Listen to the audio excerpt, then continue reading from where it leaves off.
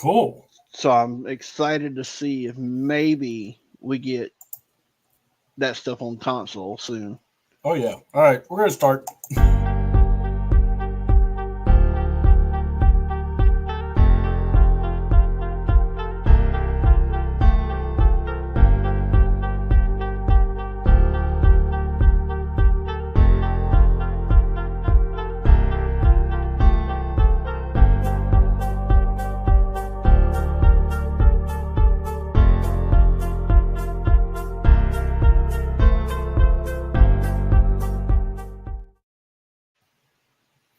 Hello, everybody. Welcome to the Wrestling Review. This is me, C Dub, and I'm with Jerry. And we got the man that's about to, eventually get here. Ladarius. We let him have his own schedule. He gets to come in when he wants. Big time drive, big time dude. But anyway, welcome to the show. I hope y'all are ready to talk some wrestling. We're going to be discussing a lot of good stuff that happened from this week. Last week, just a lot of stuff going on, and I had to call it a day because I was like, when you have too many things going on, you got to go, sometimes you just need to take a break. But with that being said, want to thank everybody at what's up? Hold on, we got King Supporter. Thank you there, King. What's up, C-Dub? What's up? I believe I saw you at the meet and greet, if I'm not mistaken. We had a lot of people at the meet and greet over at Stockbridge, and it was bench warmers. I actually drove from Winder down there, and we watched the second preseason game of the Falcons. So we got a lot of Falcon content creators. I posted pictures on Facebook and also on X about it. So we had a blast. Hope y'all got to see them. And then also shining some lights on this show. So hopefully we'll see some more people come on through. We're trying to get more of guest presence also because people were talking about wrestling when I got there. So it was quite hilarious. So with that said, how you doing, Jerry? How was the week for you? All right. Well, we've been building a fucking storage building all week, so still not done with it. But what's up, King? How you doing? Yeah. And I tell you, I'm just looking forward to this. We got All In coming in. AEW. Now, I'm going to say this: if anyone's got like a spoiler or anything about AEW tonight, because it's live at Cardiff, so I'm thinking it's supposed to be on what now? Maybe a couple hours before. I don't even know. Give me a second. I'll look. Mm-hmm. Let me turn the TV on. I'll look. Yeah. So all I'm saying is if anyone knows, I'm not going to say, hey, don't give spoilers. No, I'm saying give it to us, because, hey, they're in Cardiff. This is actually kind of the stuff that we talk about. So let's see. They come on what channel? Still showing 8 o'clock for me. Yeah. Well, I figured it's going to be 8 o'clock, but I don't know if it's going to be live because it's in Cardiff. Because at their time would be like late night type deal. So what is Cardiff? What is that? Overseas? It's in the UK. So, okay. Yeah. Well, like I said, I was about to look it up and everything, but we'll get all that up. So yeah, it's crazy if WWE maybe had a huge wrestling match in it. It would. I think we're getting close to something similar though with NXT because if you didn't watch NXT last night. And I know Jerry probably didn't, but I saw all of it but the main event. Well, your boy Joe Henry pushed through, and he is going to get that title shot against Ethan Page. And I believe we might have a new NXT champion. Anyway, I mean, it would be cool. I'm not going to lie, but it would be smart. Yeah. The whole brand to brand thing, but I mean, it's never been done. Yeah, and if you're going to do it, not only that, if you're going to do it, now would be a good time to do something like this. Yeah. I mean, it's just outside of WWE, the only people who have done anything similar would be AEW and New Japan. Yeah, and not only that, remember when Kenny Omega won the TNA title? He never lost it to TNA champ or to a TNA wrestler. Yeah. He lost it to Christian. Christian then lost it to Josh Alexander. Right. So it would be really cool to see that. If you lose the NXT title, does that mean you're not going necessarily? To the No. It just depends. Because also you got to remember Sean's also working with this talent, and now Trick or because there's like Trick and Roxanne, I think are ready. Yeah. But I think they're going to have a little bit more time there, get everyone situated, and then they're going to be able to go on by this next year because we'll talk about it because there's a couple of things I wanted to talk about with that. Showing up at Rumble and then that's their call-up match, just like they did with Damian Priest. Mm-hmm. Yeah, and I am looking forward to seeing how all this comes together. AEW, by the way, so they're in Cardiff. Last week, mixed show because some stuff they did was good. Yeah. But then again, there's some stuff I just can't stand. And hold on, we got him. I believe so. Ladies and gentlemen. There he is. Better late than never, but ladies and gentlemen, the man of the hour, too sweet to be sour, Mr. Ladarius Brown. How you doing, man? Too sweet to be sour. I like that. How you know I like Chinese food? You know it. I like sweet and sour chicken. So yeah, you got me. Hey, I'm a sweet and sour guy myself, so I can't really argue, Yeah. But sweet and sour and also sesame seeds. So I like sesame seeds too. Yeah. Oh, little little general so's along the way, but yeah, here we are.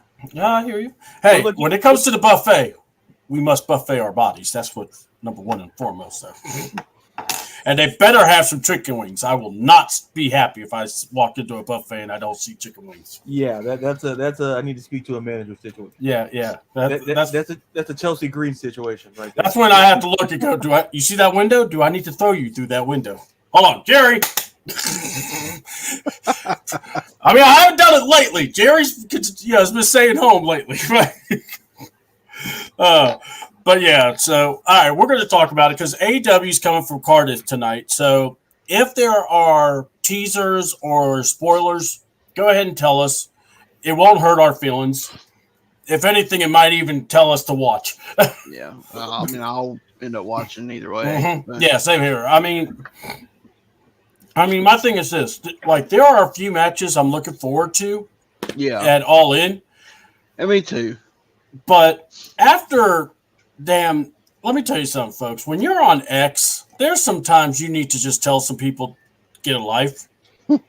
And I need to talk to Foghorn Leghorn, a.k.a. Dax Hardwood, because, my God, first of all, if I have to hear this man say how much he loves this business, loves his kids, love his wife, love his wrestling trunks, love his mustache, dude, enough. Okay, you love it all. I get it. You know what? I want you to be healed so I don't hear you say how much you love everything.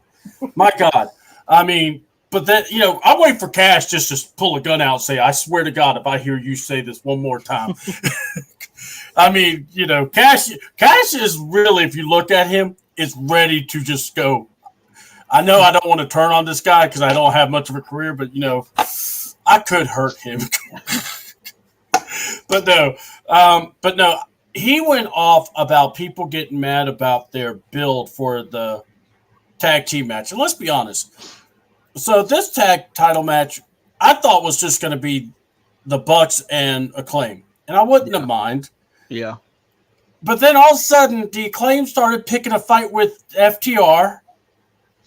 And it's almost as if, because they had the guaranteed tag shot, so what did they do? Well, let's cash it in right before the pay-per-view. And then you did the schmoz finish, get it. But I just, at the end, 30-minute draw, I get it. But because they kind of put themselves in a corner because the Bucks are part-time workers, so they can't be there all the time. So they had to go a 30-minute draw and then try to have a separate brawl where you're already tired. The man that has probably the most gas is Billy Gunn, and that's not really helping you much either. I mean, and that's why, he went off about people commenting about there's no heat or there's no story for this tag match. Dude, you killed the tag division when the trios titles came in because all the good teams are fighting for that. And that now you have the fucking Ring of Honor titles too. Yeah. So you've got the Ring of Honor 6-man plus the Ring of Honor tag titles, and you've got the AEW 6-man and the AEW tag titles. Oh, and let's not forget, Dustin Rhodes is now the controller of the tag team and 6-man. I'm sorry. I'm happy for him. I am too, actually. I'm not even for the simple fact that he has a title. Yeah. I mean, now, guys, I'm not gonna lie. I would love it if Dustin does Thanos thing and just gets all the belts, all the Ring of Honor belts, and then challenges for the Continental title or something just smaller, and be like, "I've done it." And again, I just one time let him have a heavyweight title. It doesn't have to be the AEW, but let the man have a world title at least once in his career. Yeah. I'm with you. I'm not going to argue that point, but yeah. So, what did y'all think of that whole tag team division thing that's going on? And I'll start with you, Ladarius. Yeah, I'll start with Jared. No. Somebody doesn't want to talk about Dax. Well, what gave it away? No. Well, I love this business. Yeah, I'm about tired of this business. Warlow's in the back. I hate this business. Eating a sandwich. This turkey club is good, but still, no. My whole thing is this. Does he have a right to be upset? Sure, but here's the reality. This is what happens when you water down your division when you add titles.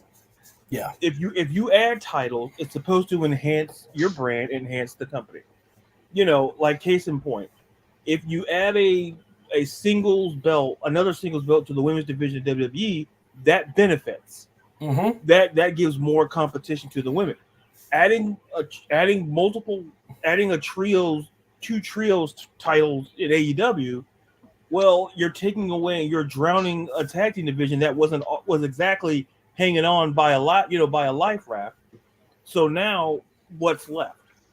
And listen, Dax has he has a right to he can be upset, but the fact of the matter is this: there's no tag team division. Are there tag teams? Sure, but is there a tag team division? No, because when you start adding, here's a trios title, and then you know what? Let's add you're not helping the company by adding these belts. Listen, everybody getting a belt is great, but it also affects the wrestlers. It affects what they can do or what they can't do, because let's face it, you can't have a great tag team division if you have multiple trios titles rolling around the company. That's just logic. Mm-hmm. Yeah. So at the end of the day, Dax can be upset and in his feelings, but look, to me, stop adding titles. Yeah. Stop adding stop adding titles, because you want to help your brand. Cool, you can add a billion tag teams if you want, but if there's trios titles everywhere, then where are you going to get the trios from? You got to take at least a tag team and add some guy. That seems to be the formula. Let's take a tag team and let's add somebody. Let's add a singles person who may or may not be doing something at the moment. Boom, that's a trio. And then what about the tag belts? Well, what about it? So he can be upset, but hey, stop adding titles because it waters down your product, period. Yeah. Go ahead, Jer. I mean, and I agree. If you're gonna add the Ring of Honor titles on top of the AEW, make it a separate show. Yeah. This half of the company works Ring of Honor, this half of the company works AEW. Boom. But having multiple tag titles, multiple trios titles, like you said, it waters it down, it makes it worse, and you're gonna run out of people to put together. Yeah. Because honestly, you've got 5 trios tag teams there right now? Yeah. Sounds about right. Roughly. You got more competition in the How- trios than you how- do in the how- tag teams. Exactly. How many tag teams do you have? 3. Yeah. The Acclaimed, FTR, and the Bucks. As to House of Black, the whatever Adam Cole's group is, Oh, we're going to talk about Adam Cole. I got an update it's about just him. crazy. Like, just get it together. Like, damn, it's not that hard. Yeah. First of all, if on Tuesday nights, JD from New York and Jason Solomon, they do TNT where they talk about, the topics of wrestling and everything. Do a great job. Well, Jason or Solomonster, he went ahead and actually kind of broke some news on TNT, basically talking about Ricky Starks and about how, he's actually been a free agent since July. Yeah. So there was a Instagram story that was going around where you had, give me a minute, I'm trying to remember. It was Jade having dinner with Ricky. So, and basically they called it a congratulations party. So look, first of all, if Ricky Starks is coming to NXT, wait till October. Yeah. Because of that new, because of the CW network and everything, because that man is money. Yeah. I mean, I cannot wait to see a Ricky Starks production with WWE behind him. Right. Because that boy can do some things. Yeah. And I am just so there's that. There was news about that, about him going to AEW. We already know about Penta and what was it, Phoenix. And Nothing. Now we don't. Now it's like this. Penta's deal's gonna expire sooner than Phoenix. Yeah. So, and if anything, Penta's kind of been lay low about it because of he wants to make sure his brother basically comes out too, and they can be a part of it. So, I totally respect that. I think if they go, he's going to wait on Phoenix. Oh yeah. Oh God, yes. I mean, I don't have no problem with that. Yeah. But go ahead. You've got Garcia too. I don't know if anything's been said about Garcia. Has anyone gotten any news where he's leaning to? Is No. he leaning to AEW? Is he leaning to WWE? I don't know. No. Yeah, I haven't heard. I've been looking, and by the But way, I know there was some talks about him going. mhm. So By the way, God, Lord, I appreciate this, but you need to stop. There is such a thing as a good thing when you put Kathy Kelly, Rhea, Damian, and now CM Punk is now involved in a picture altogether. I mean, God bless America. I mean, I'm just Chisel Adonis is anyway. Anyway, we'll definitely be talking. Yeah, that made me laugh so hard in my lifetime. More than it should. So Adam Cole, he was there at last show, backstage, and he hasn't been able to travel too much because of the injury and the setback he was having. But they're feeling kind of positive. I don't know exactly what we're going to see when he comes back. But what do you expect? Because, first of all, freak accident with the concussion, freak accident with the ankle. yeah. Is this just a bad run of bad luck? He could shake it off, survive to the end of his deal, and maybe come home to NXT or WWE, because we all know if anybody loves Adam Cole, it's Triple H and Shawn Michaels. Yeah. So what do y'all think? I've been wanting to ask y'all about that. So honestly, to me, when he had that span of concussion problems and all that, when he came back, I don't think he was mentally there. Yeah. Because you could tell, like, right as he was, I don't know if you've seen the video. It was like a video package or something they did, or maybe it was a documentary or something. It may have been a documentary. But it was about that whole journey back. Like, that whole documentary or whatever, he didn't seem like Adam Cole. No. Like, he was out of it. And I don't know if maybe that had something to do with the ankle injury because he wasn't all there. So I'm kind of kind of iffy. I don't know if what we're gonna get. I don't know if we're gonna get Adam Cole or if we're gonna get what happened. Right when he came back with the injury. Yeah, I got you. What about you, Ladarius? What do you think? No, I agree with Jerry here. To me, while it's a physical sport, it's all about the mental. Mhm. And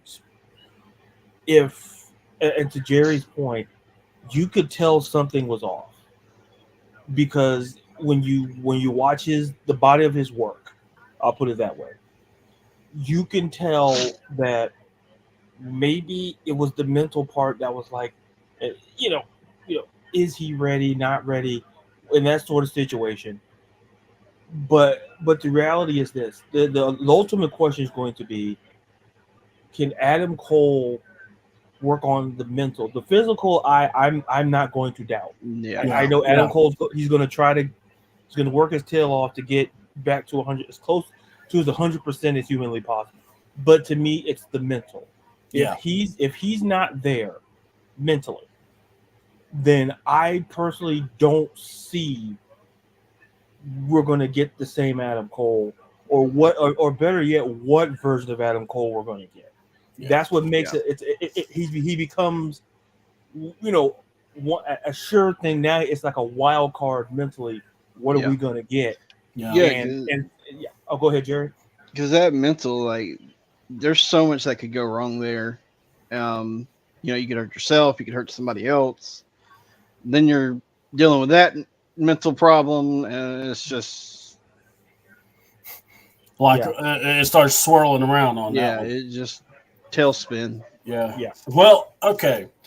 My thing is this. I hope if he can come back and he's healthy, I want to see him because me too.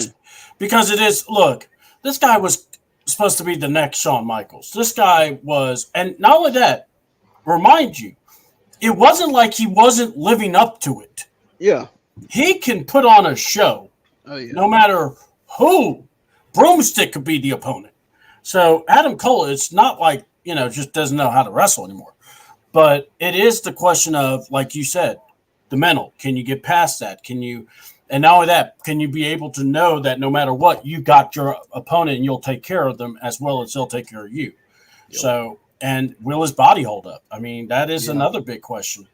A huge thing also, or not a huge, but it's coming up though. Soraya's contract supposedly coming up soon. I heard that. Yeah, and how do we feel? Because I'll just say my piece and I'll go around the horn for you guys. But what do I think?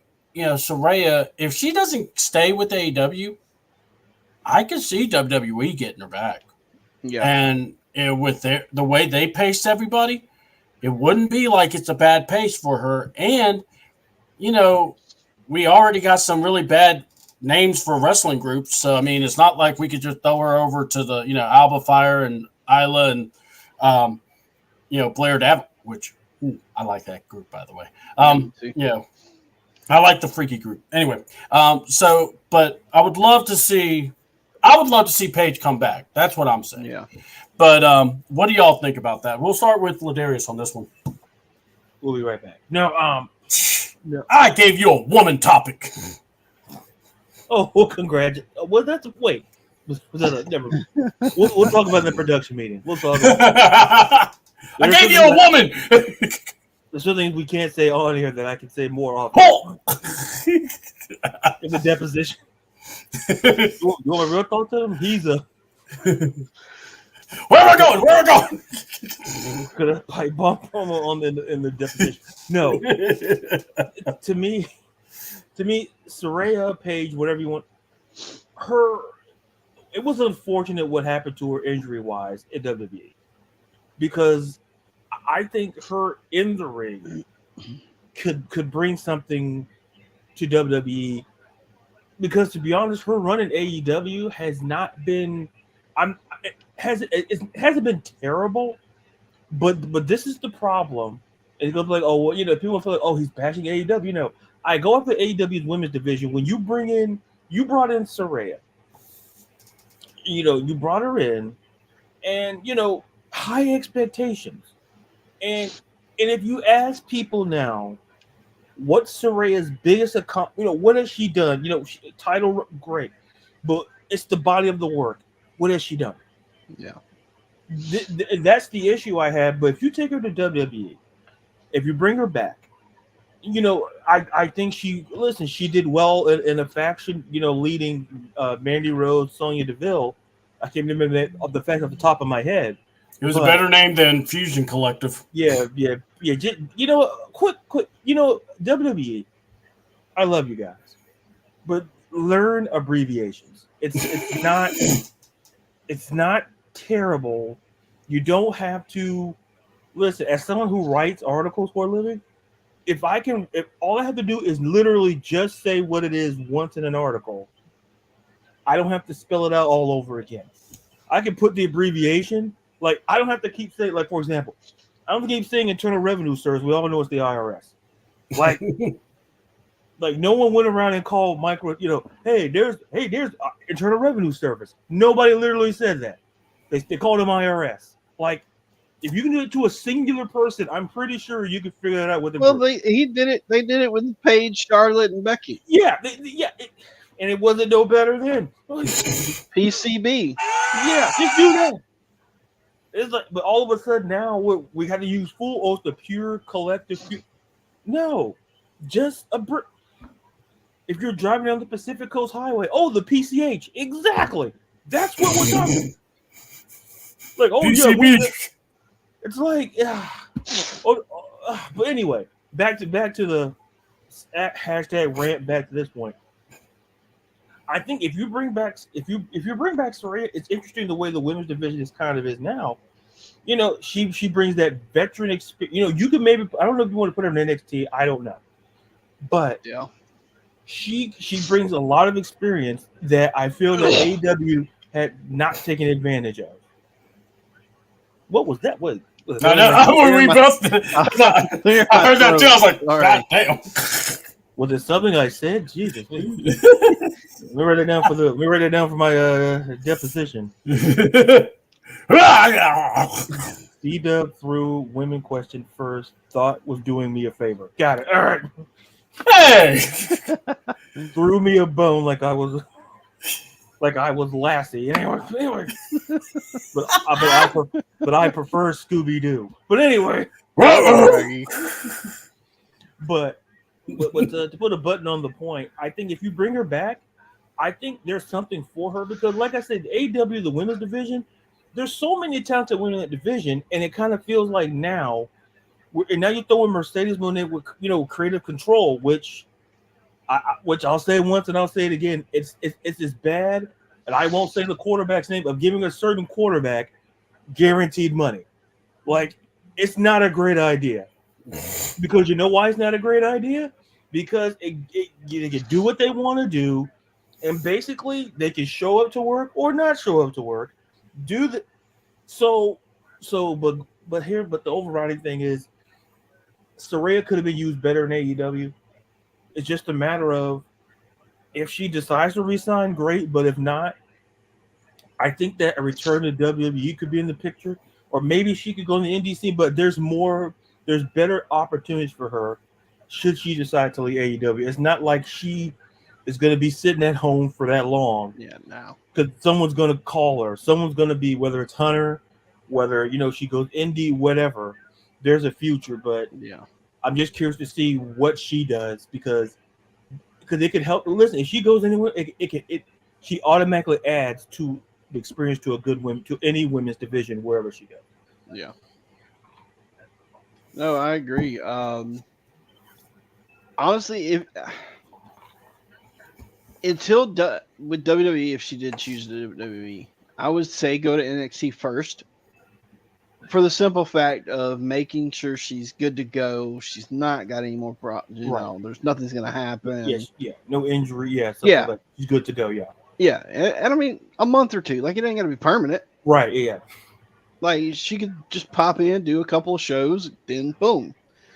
But again, like you said, no matter where she goes, it's gonna bump up any roster, whether it's TNA, Japan, WWE, wherever. And when she came in, like she came in hot. Yeah. I mean, it was the perfect story, you know, WWE versus AEW. Played it perfectly, you know, they had Ruby, you know, they played it perfect. But now, like, I don't think I've seen her wrestle in months. Yeah. She's just Yeah. been managing that other chick. Yeah, I was going to ask when's the last time she's been in a match. It's been a while. Yeah, But yeah, I don't know. Like, it's kind of 50-50 for me whether she resigns or not. Like I said, man, if they resign her, cool. But if not, my thing is, if you get resigned, I just hope you get used Yeah. and not just waiting and catering like Wardlow. You know, the catering expert over there. And all right, so with that, and like I said, I think it would be awesome if she did go to WWE because look, she could be like how Natalya is, and how she goes to WWE, Raw, and then NXT. I think it would really do good, especially for a lot of the younger wrestlers to see her and see how she actually fought through this. She's a very good talent. I just felt bad with the whole creative they did to her. All right, well, let's talk about it. We got a couple episodes of SmackDown, but first of all, WWE, you're doing some really good things. Pure Fusion Collective, really? At least they didn't go with Street Trash. At least Hunter got on his burner account or Twitter account and just saw, he's like, ooh, yeah, they don't like Street Trash. And the other goobers behind him were like, well, what about our name? They don't care. All right, y'all are that name, and we're not going to use Street Trash. I mean, at least they did use some sense there. But really, SmackDown, I won't say it was a letdown because you had Nia's celebration, with the title. And look, Pretty Deadly, they're a bunch of goobers. Let's just call it what it is. Love that they got beat up by Mia Yim. That was great. Yeah. Nia getting on to Tiff, so that was I wasn't expecting. But what do y'all think about the women's direction right now? We're not spinning our wheels just yet, but it feels like I don't know what to say because I thought Nia looked great when she came out. Yeah. But what did y'all think? She did. She looked great. They promoted her, as the champion. It was big parade party, whatever. My biggest question is who's she gonna work next? Yeah. You're gonna put her in an angle with Mia. Don't get me wrong, that'd be cool. Yeah. But what has Mia done other than wrestle on NXT? Exactly.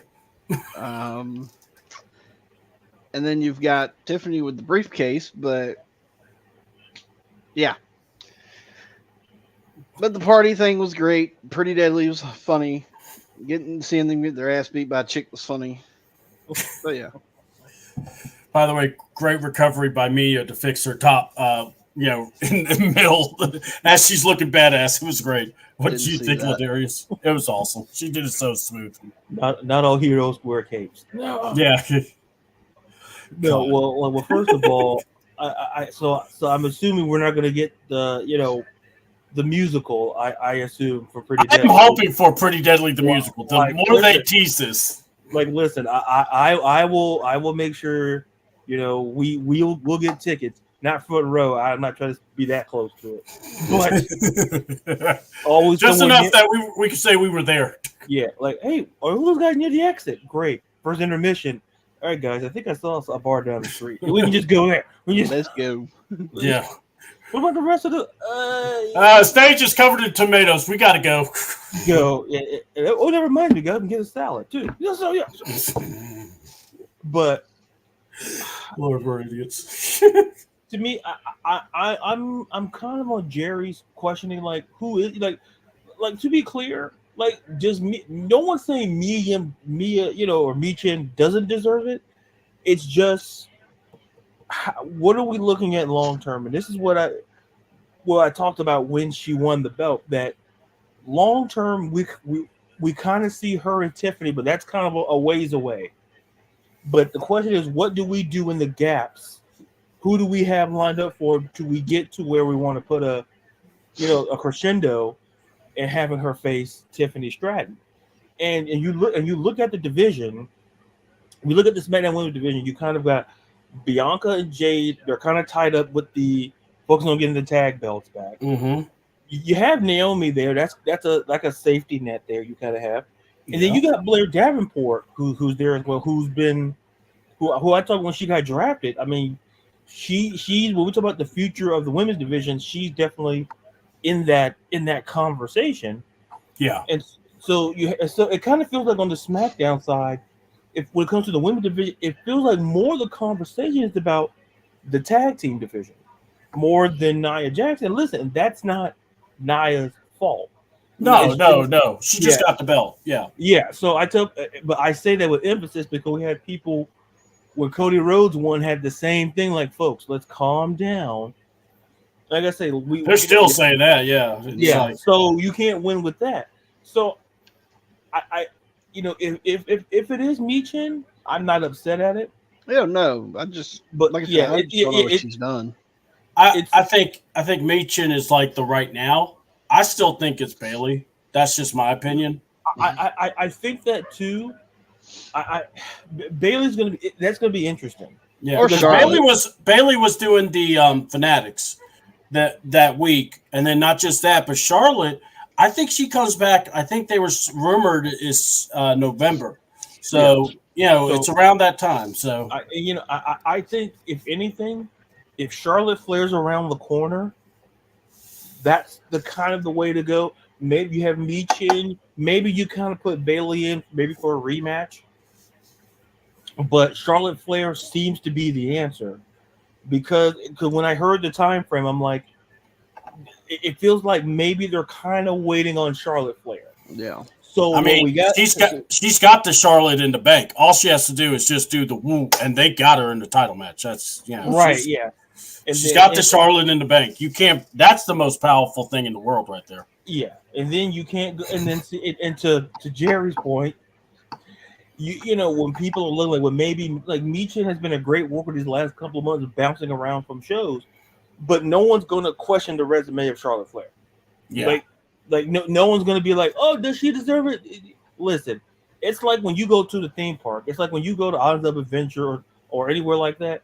That fast pass, that's Charlotte Flair. Like everybody's in line. She's right there. Charlotte Flair's like she's right here, like woo, woo, yeah, and then boom, and she's on the Hulk ride. She's on. Yeah, she's on the whole ride by herself. She doesn't need nobody. The ego's got to carry itself too in there. Like the ego's taking up at least about 10 rows. So sorry, folks, we'll have enough room. We'll get you back on here in 10 minutes. So it's all. So I think that's what they're kind of good. But I think Bayley kind of plays a factor in. I think Michin, you can kind of carry that for a little bit. Yeah. But to me, it just feels like the SmackDown for the women is all about those tag belts. It does feel like that. It does feel like because you had, like I said, you got Bianca and you got Jade kind of getting in the every show. Like Bianca and Jade are working somebody. Yeah. Mm-hmm. Yeah. And that's the thing. That's where I feel that they're getting more of the focal point than the champion. Once again, it's just that we just got to get people. We just have to see who Nia faces. It's not like, and that thing. And it irks me when people want to blame the champion for who they're facing and not facing. I'm like, it's not there. You do realize they don't. Like they don't write their own storylines, right? I feel like I shouldn't have to say it. Yeah, but you got. But if I have to say it, I'll say it. You almost want to go, Hunter. I got this. Y'all stop being stupid. Yeah. Y'all know Hunter books slow. It's like so. Like I say, it's going to build up because, like I said, the crescendo is going to be Nia and Tiffany. It's just how we get there. That's the only question is how do we get from her winning the championship and how do we get to her facing Tiffany? Honestly, okay, again, me booking my ideas. like we said, Charlotte, rumor in November. Okay, that gives December and Charlotte versus Nia in December at whatever pay per view. Tiffany cashes in. Boom. Yep. Yeah. You get So I think that's, to me, I think they're just waiting on Charlotte. Yeah. I mean, it's like a team who the star players out, so you're just kind of waiting until they get back and say, how can we, as long as we don't screw it up, and wait till the star player comes back. I mean, look what they did with Rhea. Yeah. Like, Becky had the title for what, a month, 2 months? Mm-hmm. Yeah. Mm-hmm. Liv won it, and then boom, you're right back to your storyline. Yeah. So, It makes sense. Yeah. So it's no different than, and that's a very good point, Jared. I think it's essentially you're slow playing it. It's like Becky was never going to be the long-term champion. Becky was somebody you trusted to hold the belt in a way that, Nia is being trusted to hold the belt to give her a championship. Yep. And then Charlotte comes back, and then you're tying in Tiffany. So it's while the storylines are different, the elements feel the same, if that makes any sense. Yeah. So I think that's what they're kind of doing. So it's just all whenever if Charlotte comes back in that window, that's what we're going to kind of get. But now we're going to get Beach in. Maybe we're going to get Bayley again, and maybe in a wild card, maybe who knows, we get a Bianca or Bianca Belair or Blair, somebody else come in and kind of fill the gap if needed. Yeah. Until Charlotte gets back. Yeah. Well, all right, and we're going to talk about, because we, a lot of us wonder who's the next mid-card guy, who's going to be the guy that carries the show. Don't look now, but it looks like Andrade is trying to make a name for himself as the workhorse. This guy, I mean, he's had some matches with Carmelo and even Santos the week before. His matches have been really good. I just got to say, I didn't mind Carmelo winning. I thought it actually worked good. Mm-hmm. But I got to go here, man. Andrade, he does deserve a title eventually or a title run, but he's putting into work. So there's nothing wrong with that, or the way he's doing. What do y'all think about that matchup? Oh, Andrade, who did he work? It was Carmelo again, wasn't it? Well, last week was Santos because of the U.S. title thing, but then this week was Carmelo. Yeah, I saw clips of this week. Mm-hmm. They worked good together the first time they worked. That what I saw of that match clip wise, that was freaking crazy. Honestly, I think Andrade needs to be in the U.S. title picture at least. Yeah. They need to give him a title. I agree. I can't argue there. What do you think, Ladarius? No, listen, Andrade. If you watch like I said, I talk about body of work. I watched this guy in the ring, and you don't have to be, you don't have to have have a fancy college degree to know Andrade has something, and it's a matter of you put him in the U.S. title picture, give him give LA Knight somebody who's going to get a great match and a great little feud. That's you got to put it on him right now, like exactly, yeah. You could you can stretch it out to like Rumble or right. It doesn't have to be whatever February's pay-per-view is. Like it doesn't have to be next month. Yeah, no. Yeah, mm-hmm. You can put him in that sort of situation and get a good, maybe a couple of matches there. Yeah, between him and LA Knight, because listen, him and Carmelo Hayes. Listen, all I gotta say is that when I watched those matches, when they fought, here, and then I think when they fought 2 weeks ago or something like that, it's chemistry. It's when I watch it, I'm like, when I'm seeing the flying, I'm seeing the move. I'm like, there's some things that you can't teach, and chemistry is one of them. Yeah. When those two are in the ring and people are like, "Oh, well, we're seeing it again," no, it's because they work The fans reacted to it. I was at home. I reacted to it. Other people reacted to it. But like I said, what I saw is like Andrade put it, and somewhere along the road, Carmelo Hayes is going to be in that same conversation. Where He's getting there. He's getting there. yeah, he's going to be in that maybe not quite now, but he's going to, maybe in a couple of months, maybe whenever. Yeah. But going back to Andrade, I think you put him in a nice little U.S. title feud with LA Knight. Give LA Knight somebody to feud with, post Logan Paul. Yeah. Give him something, give him somebody who's put in the work, who's been a workhorse, who seems to work well in the ring with. I can't think of a bad Andrade match off the top of my head. If you guys know one, let me know, because I can't think of one. So to me, that he checks the boxes. That's the next feud. And like Jerry's point, no one's saying, oh, LA Knight doesn't need to know. We're not saying that. What we're saying is keep Andrade in the title picture. Keep him in the, because at the end of the day, Andrade is going to be a champion. It's not gonna be this year, but next year's a different conversation. Yeah. So, but give him something. But give him this to kind of get into it. And like I said, I have no doubt they're going to put on great matches between them. So, well, I mean, and again, like if you want to keep Carmelo in the picture too, throw them both a title shot here and there. Right. Yeah. It's not, they ain't got to win it right now. Right. It's just it gives and, LA Knight something. Build it up. Yeah. January, February, have Andrade take it. Go right back into his feud with Carmelo. Build that for a couple of months to a year. Yeah. Carmelo takes it off of Andrade. I mean, honestly, I would put the belt on Carmelo, but I would do it like you guys said a little later, and then WrestleMania, you give Andrade that shot and you put the belt on him. Yeah. I mean, if you wanted to. I mean, like I said, I think you could go a lot of good ways. Look, the work they're doing is good, and I'm enjoying it. The matches, the chemistry they have is impeccable.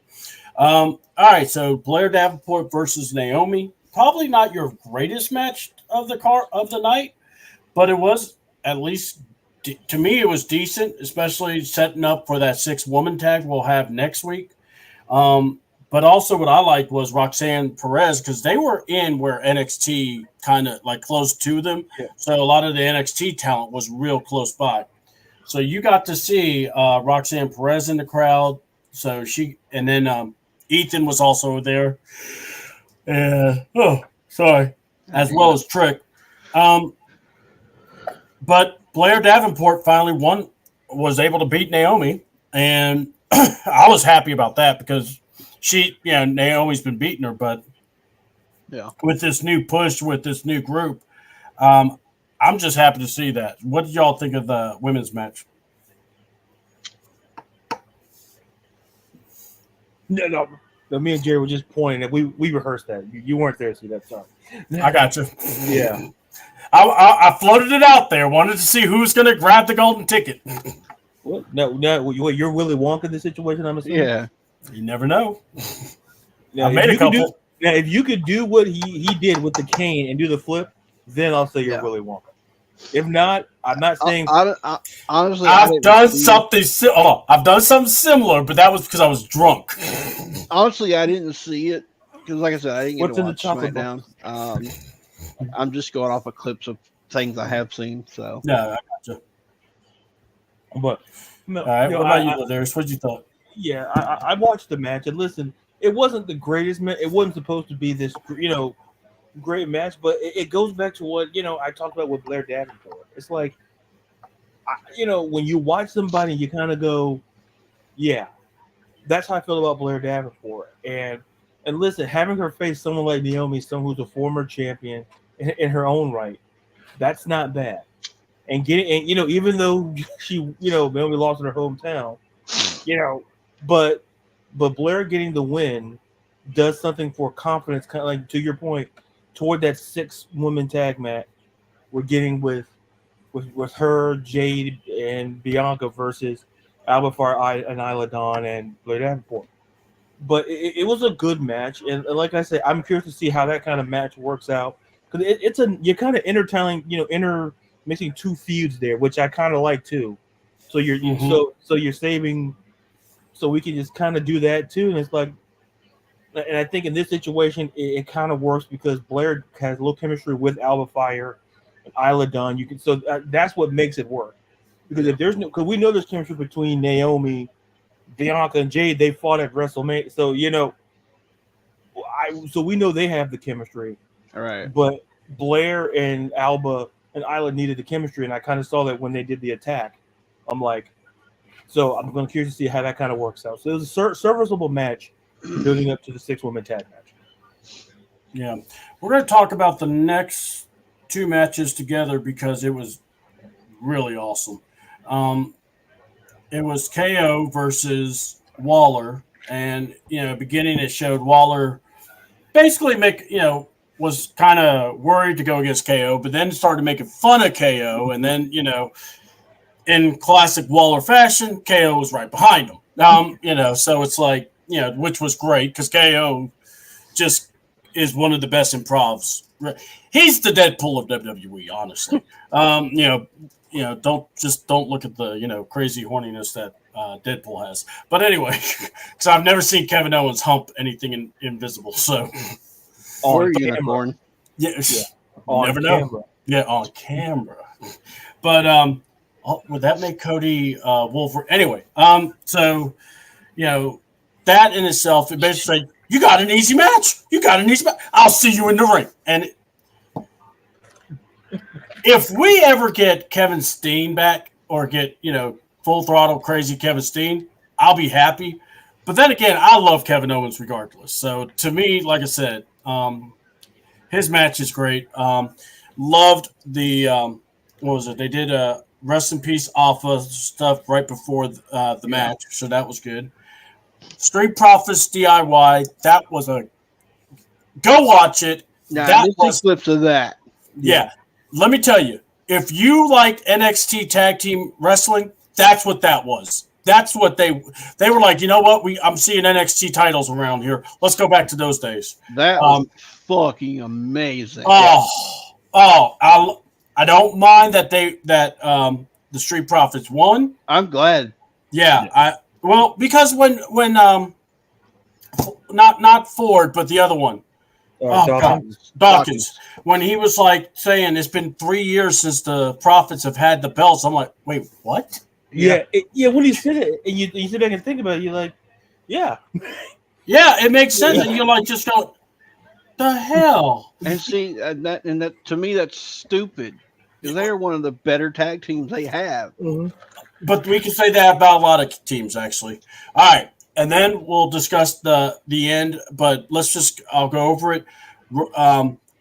Solo and Tama were out there, with the Ufala, basically calling out Roman. Roman shows up, beats the hell out of both of them, and becomes Thanos as he puts the Ulufala on. I never thought I would see Ulufala become the gauntlet on his hand, and he's just like, oh, and I'm like going, are we supposed to be watching this? And then as I said that, I turned and I see a walking boot super kick. I'm like, damn! I almost woke up the house on that one, but I was like, the hell? Look, Jacob Fatu, we've said it before, this man is a beast. But when he did that hip drop and Logan gave the meme-looking face, I'm like, oh, it's over now. The man's a superstar. What did y'all think? I'll let y'all review how you want to break it down. Like I said, the Street Profits of DIY, I won't say a whole much. That whole match was just great. I'm glad Street Profits won. As far as Roman and Jacob, I'm kind of surprised they let him touch this early.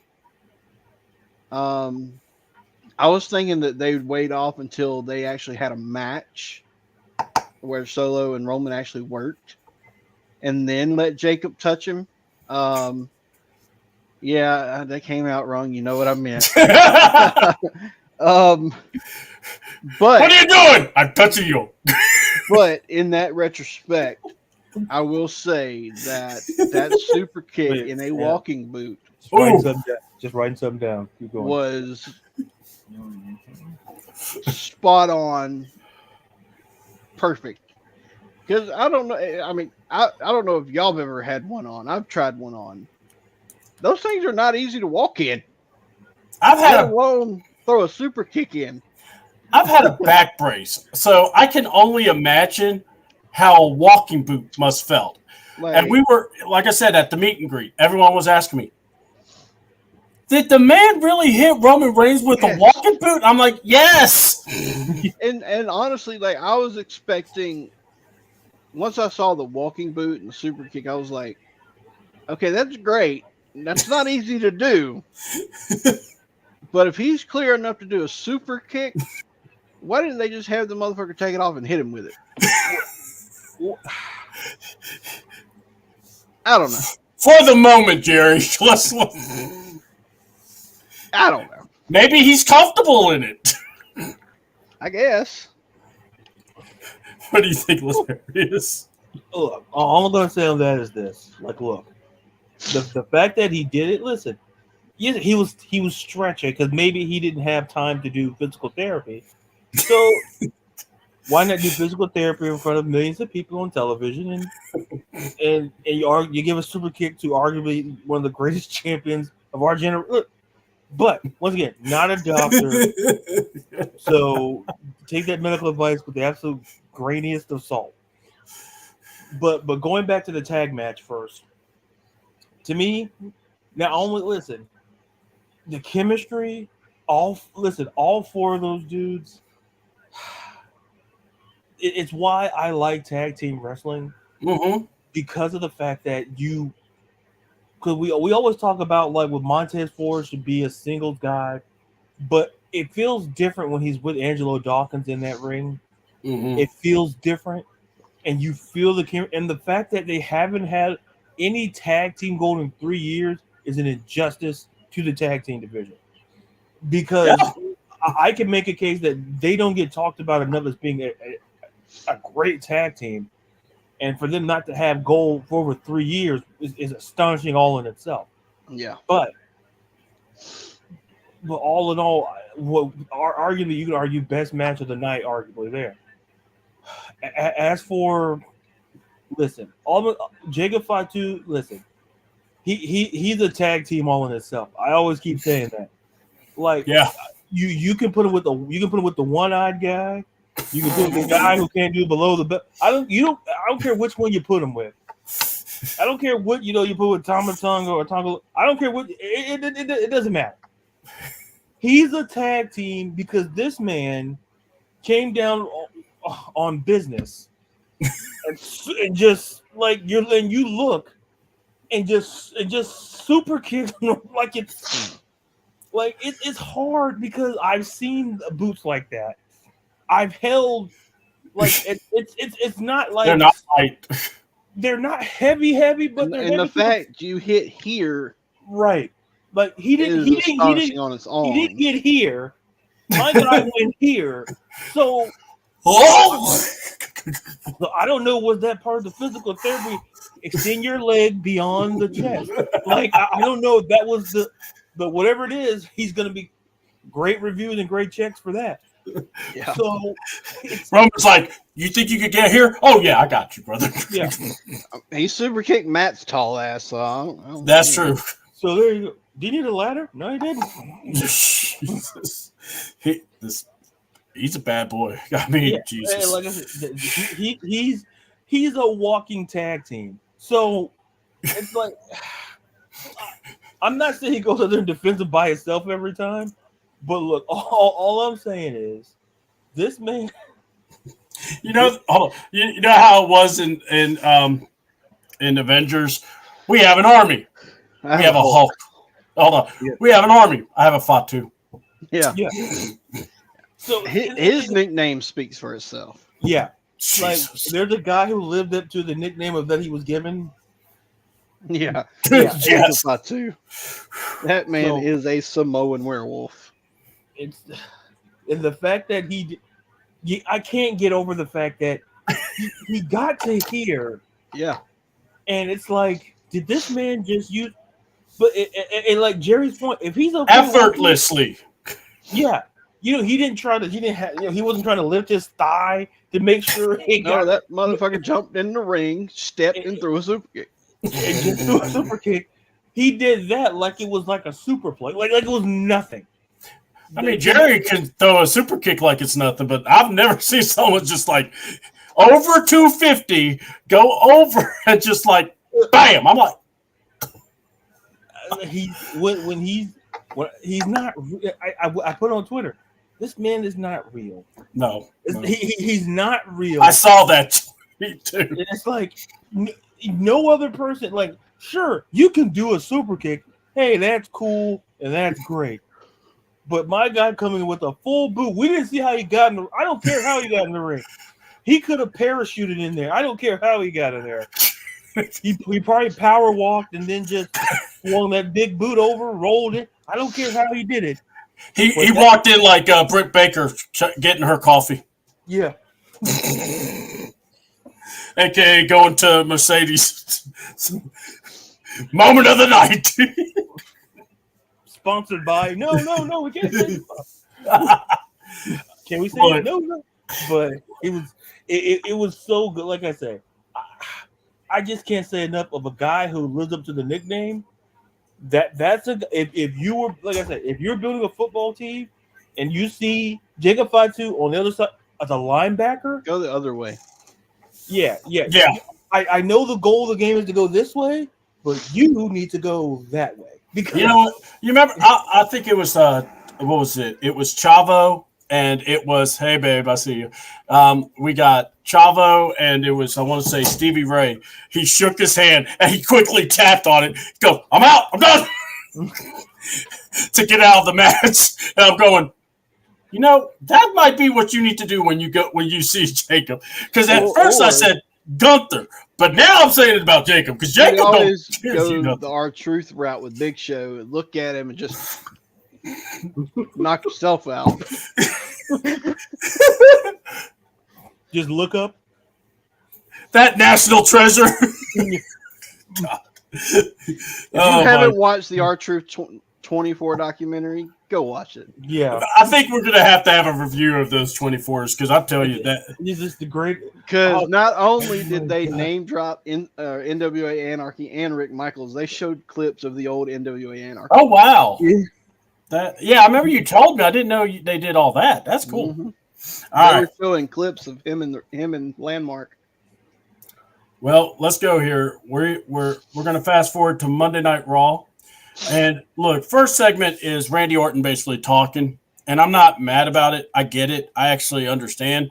But the cool thing was we saw Ludwig Kaiser showing up and attacking Randy, so we knew we were gonna have a match. All right. But the first match was Sheamus versus Pete Dunne, and look, I'm just gonna say it. If Sheamus is working Monday Night Raw, he's first match out because that man sets the table. So what do y'all thought? I'm just saying, ripping a turnbuckle off is not easy because I did that the other week, and it took me like 30 minutes to do that. That motherfucker did it with one arm and just like it was nothing. I was about to ask you because I was like, oh, damn, it must be easy to do. A piece of scissor trying to slice open zip tie. Hold on. Cut it. So I finally just got pissed off and ripped it. That's just not easy. Ladarius gets Jerry, and then Jerry watches Monday Night Raw. Oh, come on! I'm sitting there like pulling like that, and like the bitch wouldn't come up, and this motherfucker just arm through the turnbuckle like it's nothing, and just bang. Jerry just goes outside. I'm like, what the? He's jumping up and down. God damn it! Jerry. It's the old SNL sketch with Chris Farley, and it's about the coffee, and they tell him about the type of the coffee, and he gets pissed, and he starts beating the guy.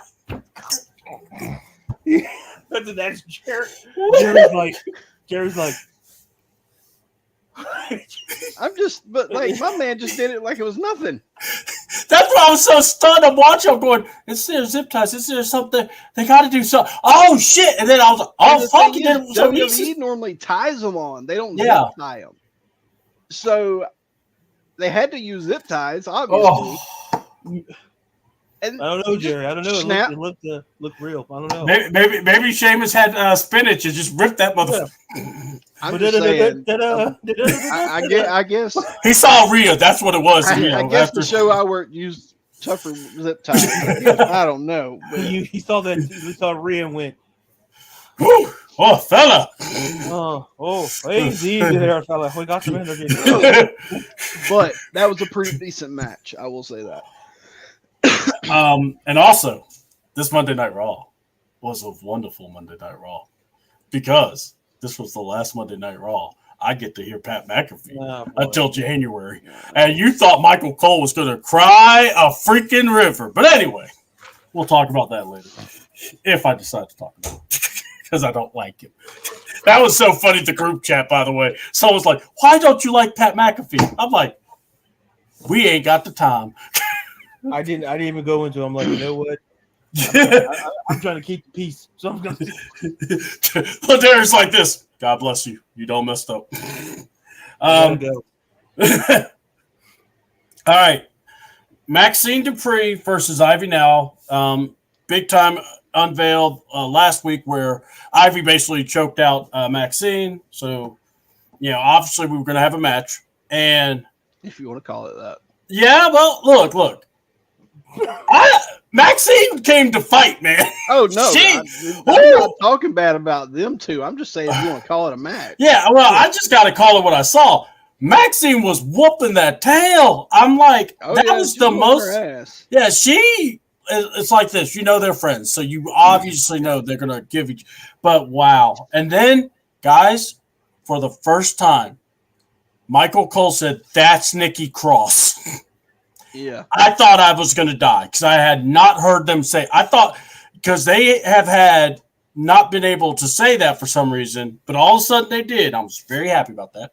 Yeah. But what do y'all think about that? And then we saw Dallas, Tyler, Bray, bro, whatever you want to call him, Uncle Howdy, giving the old Sister Abigail to Chad. Go ahead. Double dare. I'll pass it back. No. Trying to be polite. No. I'll take the physical challenge. No, wait. Man, I don't do that here though. I think that's going to be the new part of our show. That'll be interesting. Rip a turnbuckle from the second. Listen, mine was the top. Not the second. See? So maybe that was the issue. The top one they had to secure, but the second one, is probably easy. Tops and bottoms are very they're very finicky situations, all right? A lot of things going on. And the middle is just perfect. They don't want to get too much attention. It's slippery, it can be dry, things happen. Listen, Jerry, I have your back. I can't speak for this guy. But hey, tops and bottoms, it's all right. Just like that'll be the new slogan for this show: tops and bottoms. So the C double or the review show, tops and bottoms, good with us. I feel like that should be taped after 8:00 or something. Yeah, that'll be the football review. Football review, tops and bottoms. Wait, can we do that? I guess we'll find out. We might have to. Don't give my home address out on the air. I go down the aisle and I see that you talked about me. Whoa, sir. Sir, I'm here to get a sub. So, and you are impeding my. If that deli's closed, it's gonna be me and you. It's gonna be me and you in aisle 13. But anyway, so what we were talking about the match. So we're gonna go back to the match. Let's beat down. Yeah. If it was a match, look, Maxine. I know Maxine took a lot of flack. People like for her in-ring stuff. Look, I tell people this: try going in there and doing it, even with the training. Like, nothing can prepare. You can train at your craft, no matter what craft it is. Whether it's wrestling, whether it's writing, whether it's like or doing with or what podcast, whatever it is, it's practice. And sometimes you're not going to get it right, but you're going to get it right more than you get it wrong. Mm-hmm. I mean, even then, And you learn from the wrong and making it right. Yeah. even then, with practice, they do things different than we do. Yeah. Right? So when Maxine's coming along in the ring very well. You know, Ivy now a little bit more experience, but to me, like, look, seeing Nikki Cross, like, just go after Ivory. I'm like, I can't wait. Yeah. I'm like, I felt that's what was missing. I'm like, there's something missing. Well, let's get Nikki Cross involved because you look at the way Alpha, what the hell, American Made. It sounds like a reality show on Alpha like Academy 2.0. Yeah. I wanted to call them American males every time they said made. I was like, American male. I mean, American male. I'm like, I thought on American Man, I said, isn't that a show like about the? I thought that show was like on A&E or something. Like, so that's how much I know. I'm like, I thought they would get sued for copyright. So wasn't it? American made. American made. What are you doing with your hands, CW? That isn't like American. Snapping because I'm playing to the tunes of American males. Jerry knows. He remembers it. Yeah, I do too. And I'm like, what are you doing with your hands? American made. I've met both of them. I mean, you know, Scotty's a great guy. Buff, well, we'll just leave Buff. Buff is buff. Ain't that the truth? Tonight's episode, Buff is Buff. Hey, speaking of in the Buff, He is we'll be not right the back stuff. with our. Speaking of Buff on Buff, we'll be right back with the late night podcast right after this. What does that Are mean? you a top? Are you a bottom? You're welcome here. Did you start from the bottom or did you start at the top? Details at 11. Jesus. American male. and that's what plays out a commercial. American male. Why is Buff not here? Buff knows why he's not here. Because I never gave His mama called out sick for him. But she died. Well, there was a reason why. She had to see that man's dingling. Anyway. And shave it. Oh, God. Oh. One false move. Yeah. Poor Slick Johnson. That man has seen a lot. Slick, you want to talk about it? No, I don't. No, I don't. I love his face. No! What are you talking about? Oh, I had to see a man. You know what's going on? Oh, hey, Mark. How you doing? Is this normal activity? I'm glad he didn't even say that. You people are crazy. Oh, all right. But anyway. Oh, yeah. Go ahead. I'm sorry. Yeah, He's anyway, not done. I feel like I should be done, but I'm not. You're good. Go ahead. Do it. We talked about a lot of things here today, folks. Shaving, tops and bottoms and stuff. You know what? Be safe out there. And we don't even have we don't have Manscaped. Hey, Manscaped. Hey, Follow us. Manscaped. We need a Manscaped sponsor and a Blue Chew sponsor. Yeah. I mean, I'm not going to turn down any sponsors. So Blue Chew and Manscaped, holler. Gas station sex pills, holler. Hi. I'll do it in the Sex Ferguson voice. Hi. You want to elevate your game from top to bottom? Yeah, baby! Braun, what are your thoughts? Thank you, Braun. Thank you. And no, I'm not going to pay you with gas station sex pills. God damn! How about hot dogs? That's even worse. No. But when you put the pills in the hot dogs, no, that's even worse. No. All you got to do is put the pills. No, we don't need a hand demonstration. This is not Nick at Night. We can't be doing that. Anyway. Jerry has the Chad Too Bad face or Carl Anderson, a.k.a. I'm just saying. I've got the perfect Blue Chew commercial. I'm just saying. Well, cool. I'll do the Manscaped stuff, and you guys can do the. Yeah, I think it all works. I'm not going to argue. I'll split it with y'all. I don't mind.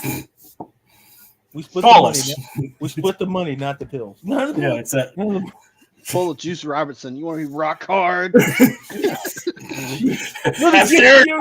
out. Rock hard. Yeah! Oh God, I Blue just Chew. Hey, you hear Ox? Damn it, that was my good turn back. It wasn't Knox's ring. It was actually Nightmare Factory's ring. Oh God, that's worse. Anyway, Hi. You want to know how we give him bad to worse? Just that. just right there. We don't throw any company out the bus. You hear Jerry? Yeah, but that shitty ring by Nightmare Factory. God damn it! I mean, it wasn't a shitty ring. It just the turnbuckle pad didn't want to cooperate. It sounds like you have a complaint, Jerry, and I feel that. and guess what, Jerry? We hear you. Okay. We All see right. you and we hear you. Okay. And So from manscaping to dick pills from the gas station, let's talk CM Punk because apparently that's the next subject anyway. yeah, that's the obvious transition I had in mind. Yeah. And by the way, I don't know about y'all. I was falling asleep through this promo. He said he was going to tell us a story. I was waiting for the story to end. I thought this was a veteran telling me about the days of the old days and never got to the point. He said he had good news. I thought April was coming back. That's what I thought. Like, wait, what? And when he said Taylor Swift for men, I'm like, oh God, this is not I good. laughed my ass off. Yeah, I'm listening. I got a lot of bad blood with that comment. That's all I'm going to say. Got a lot of bad blood with that comment. Hey, and you don't need to shake it up. I thought it would shake it off. But same thing. Yeah, What pretty much stays the same. We can't Look. go back to. We'll go back to December all the time when we talk about that. All I got to say is this. I love a good strap match. I do. All right. And I mean the old school fashion strap matches because I know people hate them. You know, I heard guys from Going In Raw, they can't stand touching four corners. But to me, I used to love that crap. I loved how they came up with different ways to win the match. Well, I mean, you know, but yeah. that's like with me and Chris. Like we did the bull rope that way. Yeah. And I mean, like me and Terry, like we did dog collar. We did a last man standing dog collar match. It wasn't your traditional dog collar. It was a last man standing. Yeah. So I mean, like it can be done well. It's just you gotta know how Have to a- do it. Yeah. Yeah, Well, actually and how, do it. yeah. And Which I mean, and it's not Punk's first one either. Yeah, I was going to Yeah, say. oh. do we want us to remind people whose his first strap match was? You know, you're the guy in the host chair, so I think you should do it. This is Mago, wasn't it? It was Umaga. Yeah. And I'm going, I don't want to hear crap. Yeah. That was Umaga that you did that with. I mean, I've been in one of those. It Yeah. fucking sucks. Actually, I've been in two. I was about to say, you were in a couple. So, yeah. I've been in one at Southern Fried, and I did one in Eatonton. The one at Southern Fried was the wrestlers had the straps, and the one in Eatonton, the fans had the straps. Oh, God. Oh, the one in Eatonton, they didn't touch me. Well, obviously, because weren't you a face at the time? So you were Well, like, that too, but yeah. Jerry just walks in. Hey, what's up, y'all? Oh, yeah, go at them. Oh! Brandon Cage was pissed. What do you expect? But my God, I mean, a strap match. So I like it. I mean, it wasn't like it's like this. I don't mind it. You're kind of pushing the story along, but Punk did do the I don't care about the bracelet. He can have it last week. Yeah. And then this week he goes, I'll trade you the strap for the bracelet. And I'm going, Right. Yeah, what kind of trade in your life? You How did we kinda get just here? contradicted yourself there. yeah. I'm like- and I don't like him doing it because it's like he's got a lot of goodwill going for him, but he hasn't been CM Punk lately. And it's like, I don't know if it's maybe the not working as much or what, but I just hope I think he's saving it for January, honestly. where he does a heel run probably. Well, the Netflix deal. Honestly, I think that's what it is. He's saving it. And as soon as they're on Netflix, he's going to let loose. I hope so. That's all I ask because it just feels weird sometimes because he's pandering, like he's asking the fans to say his name, and I'm just going, That's not you. Well, I mean, he's kind of always been like that with the fans. Because like the whole not physically asking them to say his name, yeah. but he's always been for That's the Joe fans Henry's type thing. deal, you know. Yeah. I mean, the ice cream bars and all that other bullshit. Now that was great. So I I mean, love that shit. it's just a different direction he's doing it. All right. Well, Darius, what do you got? No. But my biggest thing is like it's the contradiction. It's the contradicting stuff. I mean, Yeah. where if you say it doesn't mean anything to you, stick to it. Yeah. Pull out a handful. Yeah, just stick to it, because all of a sudden now you're holding the strap, and it's like you're at Antiques Roadshow. And you're literally trying to barter. Yeah, it's like you're riding into town and you see Drew McIntyre and a cowboy hat, like an Antique Roadshow. Listen, I know what I said about that bracelet, but I lied. That's for my family, and for that I give you my strap. And then, of course, Drew McIntyre does say the greatest line also from that. I swear, are you drinking? Yeah. You're gonna lie. I'm not dumb. Especially when he's like, he's like, you're gonna lie. And sure enough, he just did right there. It's like, I wish you would have had the pawn shop guys with him. I can only give you 15 cents. Yeah. Best I can do is 10. What? Yeah. All right. So, a couple of things happened. The next thing, we had Dominic Mysterio challenging Priest to a match later that night. He says he'll put everyone aside, even Liv, and he wants to get himself some Damian Priest one-on-one, a.k.a. Vin Diesel. All right. Then we go on to New Day, and I got to go here. Everyone's talking about how they're sowing seeds and everything, but it started off the match and no one's talked about it. Yeah. Xavier Woods was in the ring about to start the match against Cross, and Kofi tagged himself in. And that was like not even talked about. They did the whole match without Xavier legally being the legal man. Yeah. And that hot tag, I don't know about y'all, the hot tag was great. He's all by himself, reaching his hand out to tag Kofi, and all of a sudden, Odyssey just shows up with a big-ass paw. Tag! He clears house, and Xavier's face was the best stink face I ever saw. Oh, hell no. I saw something. It was, there's only one man that can fix this problem. And, talking about E. Yeah. But, I mean, yeah, so New Day wins it, but you could definitely see, the whole stuff going on. They keep repeating, before y'all go, Cole keeps repeating about how Kofi has all these championships under his belt where Woods does not. Yeah. Except for the tags. And the U.S. Yeah. So it definitely goes. You can grab me a soda, please. I'd like chicken nuggets. No chicken nuggies. You can get chicken nuggets when you come over next time. Forget this. No nuggets. I'm out. No. Yeah. Fuck I this. just lost my show. There goes your co-host. Yeah, I got to get a new co-host. All right, we got to do this again, guys. We'll figure this out. On your own, pal. I'm gonna have like layers of nuggets all over the place. All right, guys, I got nuggets. I'll be one of those wrestlers. I demand chicken nuggets and ice cold beer in my locker room. Hold on, and then he shows up. Where's my stuff? Well, we got ice water over in the corner. I quit. I said ice cold. You said ice cold, so I got you ice cold water.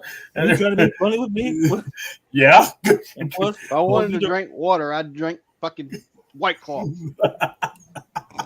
No, I would drink ranch water. Ooh. Oh. All right. So yeah. So I love this because the crowd goes. Huh? And we got Cross. Now, by the way, in an exclusive, Cross wants to keep digging this like wedge in deeper. He's got to stop. And as Scarlett actually tells him, it's enough. You did what you had to. You're going to win in this. Now, if you're so built to testosterone, pent up, why don't you take care of it? And I'm going, Whoa. why don't we have this on Raw? Hurry up, get to Netflix, please. Because I need to hear Scarlett more than I need to hear anybody else in this thing. I mean, and by the way, if there's a way to pluck somebody and put them into another group, can we put Cross in Judgment Day? I really would like to see that. I'm just saying. Yeah, you can still make AOP part of their team or whatnot, and they can just kind of like do the bidding. But come on. Cross would fit in fine. Anyway, sorry. What have we thought about the New Day versus the Final Testicle?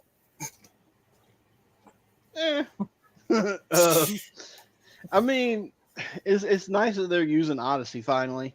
Yeah. I'm still not sure about them splitting Xavier and Kofi, just because Xavier and Kofi. Mm-hmm.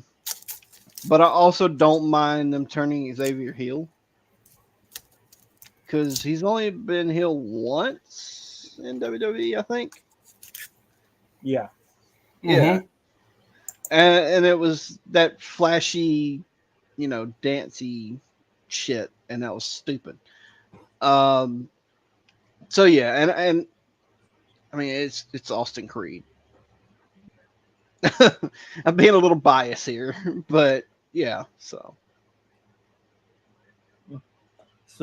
while C-Dub was muted eating his delicious meal, shoving his greasy stuff down his throat.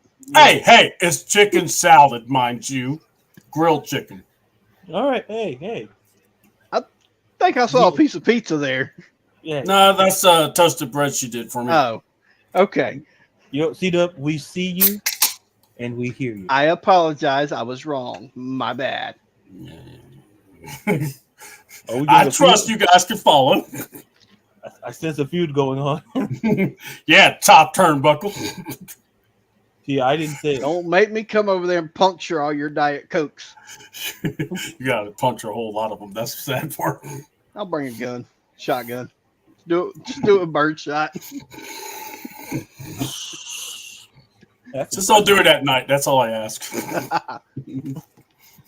He did the one thing I told him not to. Wife is sleeping. I don't want to wake her up. Yeah, I don't want to wake her up either. Yeah. See, Jerry's scared of her too, so it's all good. I'm more scared about the gremlin upstairs. Yeah, but you could just put your hand out, to stop true. That's true. Oh no, I was letting you two guys go. I was just we're done. We're done. I'll just run the weather and news report. Don't mind me. It's rainy, sunny, sideways. And it rained vertical from 4 to 6 and horizontal from 6 to 9. All right, got it. Oh wait, I got to put the 9. That dash between the 6 and the 9 before people get the wrong impression. Giggity. Yeah. Chisel. But to me, I think you mentioned it, Jared. It's great to see Odyssey on. It's great to see Odyssey get a television kind of get to kind of what we saw in NXT a little bit early on in his career. But to me, would I turn Xavier Woods? See, to me, they always mention how long they've been a tag team. They've been a faction, and they've seen faction after faction. So look how the Usos broke up, and look how the Hartford. They keep using these all times. They broke up at some point, and and you think about they're the one constant in terms of longevity, where they've always been a consistently face as a team. Yeah, I think if you do it, Xavier would be the right guy between him and Kofi, because I don't see heel Kofi. It doesn't. Kofi's too lovable. Yeah, that doesn't never registers with me. Never even consider it. With Woods, you could, but to me, it would be interesting to see how long this plays out, because at some point it becomes very repetitive. It becomes very like, okay, we get it, Karrion. If you can't get to Xavier, you'll get, if you haven't got to him at this point, you may not get through to him at all.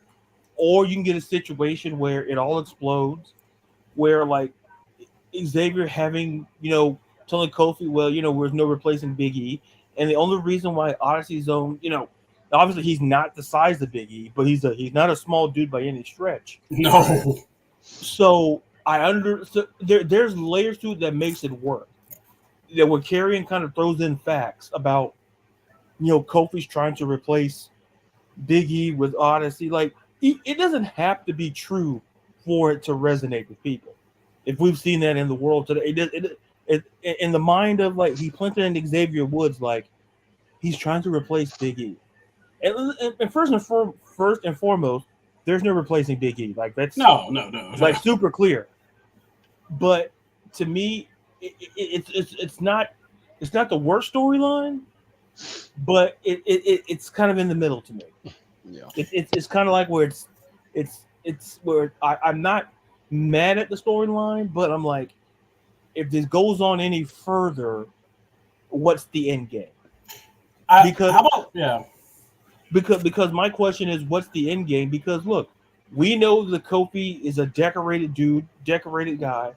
We know the resume. He's the first ballot Hall of Famer. He hangs up the boots, or you go back to SOS Kofi, hangs up, those. God no. Listen, 2009, that was my year. Ain't you supposed to be Jamaican? Yeah, I was gonna say that. Triple H like, whoa. What was so funny about that is like, whoa. This is the way Triple H, whoa. Yeah, I got a problem. Triple H, yeah, I got a big problem. Aren't you supposed to be Jamaican? And then you see in the back, you see like Cody Rhodes was back there. He was trying to hold it in. He's like, and it was like, Kofi's face was great.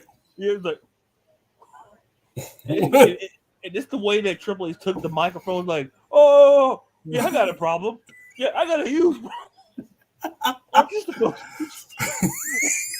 And then everybody like pauses and goes, oh yeah, that's right. And you like when Kofi spoke like that for like that minute or so, he's like, wait a minute. This guy's supposed to be you. Oh man. You killed his gimmick. Thanks, Hunter. Yeah. Like he went from destroying gimmicks now Hunter builds them. So yeah. Full circle. Full circle. Kobe's like, I remember what you did 20 Don't you think I forgot? That's awesome. All right. Yeah, well, here's what I'm going to say. I real quick, because I wonder, can you do, if not a heel turn, but maybe make it where Xavier looks at it, Kofi, and goes, because we're going to find out about the Intercontinental Tournament, which we'll talk about, where you get a shot at the Intercontinental Champion. Does Xavier try to go for it and basically it tells Kofi and, big guy, don't help me. Yeah. Yeah. I want to prove that I could do this on my own. You've gotten a championship many times. Respect my wishes. Let me do this. Right. And him failing, maybe getting mad, and you think there's going to be a turn. Maybe you bring in Big E to kind of bring in the fact that, look, it was us. This is just because of whatever. And, you could do something like that. Because I don't think you want to make Big E do bumps right now. No. So there's no need to, hit him with a chair. But, that would be really messed up. But anyway, but I'm just saying, if they do they have done something that they hadn't done in a while. They've now made New Day relevant, where you're now concerned. Are they going to break them up? Are they going to, what's happening? Does Kofi not see that he is actually doing what Karrion says he is and not seeing it? So, stuff like that. Now, we get the next match, which was Miz versus Bronson Reed, everyone's favorite Tsunami. And this man, and then they say it's an ODQ match, and you see Miz, and I'm going, oh, he's going to die. And then, Adam Pearce going, are you sure you really want to do this? And I'm going, I did like Miz's little promo right there. yes, Miz shoots a promo, which I love too. I mean, I don't think it gets enough talk about, because he basically said, no, I don't know. But I do know that my best friend took one for me, and he's taken out. So I don't have many friends, but I want to protect the friends I have. Yeah. And I think Jerry would do that for us. you think? Yeah. I mean, maybe for me, I can't speak for you, Cito. Yeah, I was about to say, I mean, don't. Jerry would probably help you out no matter what. Me, on the other hand, That's what I'm saying. he's got to make sure his boots are tied. He's got to make sure that his kick pads look right. Got to make sure that his logo. He wants to make sure his logos are being shown I don't properly. wear kick pads anymore. Thank you very much. Well, thank God. Thought about going back to them though. Oh, well, see, there you go. But anyway, in the match, surprise, surprise, Bronson Reed wins. It actually was a good competitive match, by the way. Yeah. But we hear the Strowman Express coming, and the fans may be excited, but I don't think they were excited as Bronson Reed was, because that boy had a grin like the Kool-Aid man gave him something, because that man was like big time smiling, and I'm just going, oh, we're going to feed Strowman to Reed. I'm down. Let's do this. What do y'all thought about the match? And then we'll talk about the Judgment Day angle. Well, first of all, I'll get that out of the way. Second, like I said, you guys talked about that promo. Listen, Miz, if you don't give Miz on the mic any credit, like that's a moment where it was just like it wasn't long, it wasn't real. He just went out there and, like I said, protecting the friend. He would listen. It had all the vibes of like this is going to be a squash match, but like C-Dub said, it was kind of competitive. Yeah, you kind of felt there was a couple of kick out. You felt like, okay, this is a match, and this had everything in the world to feel like a squash match, given what Bronson Reed had done the last couple of weeks. You're like, Miz is going to go out there, he's going to get killed. Die. It's like he's got a wife and kids at home. It's like, what are you doing? Like, you seen your wife and kids? What are you doing? Right. The last thing you should do is be out there. We all love R-Truth, but even R-Truth would tell you, don't go out. But he's like, listen, but to me, like I said, Bronson wins, and then now we get Braun. We get we're getting two big meaty dudes. Like I said, it should be a tournament at some point. I don't know if Hunter's listening, but we're going to get Braun versus Bronson. Listen, the B names have to stop. But anyway, Bronson. Braun. Next one's going to come named Bradley. I'm like, you know what? We're done. Like, what about Brigley? Now you're just getting on my nerve. But to me, I like the way they're building Bronson Reed as well. And don't forget Brock. Yeah. And so in the way that we talked about like Andrade kind of getting into the US title picture, Bronson, with the Intercontinental, with the tournament, I'm curious to see, obviously I think Bronson should be in it. I think there's no question about it.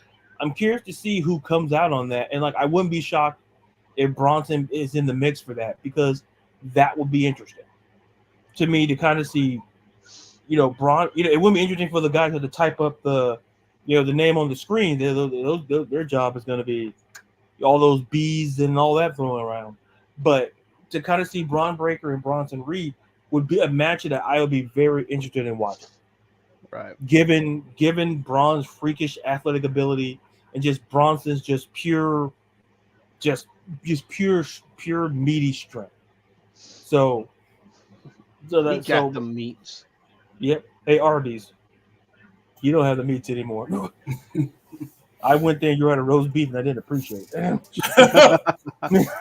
Oh, we got problems. I'm gonna walk in with like, my man said you didn't have no roast beef. There's a problem.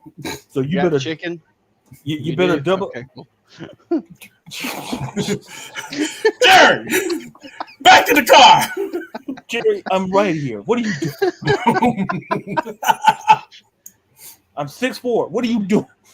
If this was Where's Waldo, I don't need a striped shirt to tell you. Hey, look here. I can still kick that high. Shut up. Oh, Yeah. Jerry be like, but I like chicken nuggets. Won't you stop with the nuggets? You dominant. But I like the chicken. You are not Dominic Mysterio. Be like that stupid little squirrel off that Over the Hedge movie. But I like the cookie. Now, if you guys got that Polynesian sauce, now that's Oh. Yep, this could be a food show too. We're going to cover it all.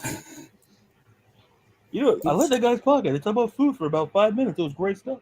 Then the host was eating some bread too, and the fact that his beard is still, immaculate is even more impressive. We all have beards and everything. Yeah, diverse beards. We call it like the C-Dub Bearded Review Show. The Bearded Dragons Review Show. Oh my God. I mean, Jerry has one. Yeah. He's over there. I know. He'll be our mascot. I mean, I could get him. All right. Well, as you doing whatever, let's talk about Priest versus Dominic Mysterio, the WrestleMania match we didn't know we wanted. And it did not happen. Yeah. First of all, love the fact that Priest goes up, or him and Rhea are talking, and he's like, yeah, it's a total trap. Yeah, we're going to get, they going to do it. Yeah. But I just want to get my hands on Dominic. I love the fact they're not stupid. Yeah. That, they know what's going on. So with that being said, the match never starts. And by the way, Braun Breaker cuts a quick promo about the Intercontinental title tournament. We'll talk about that after the match and what happened. And then we'll discuss like maybe who we think, because Jay wants to be in it, which is great by me. But anyway, so what happened, Priest basically sniffs it out. JD, Carlito, Finn.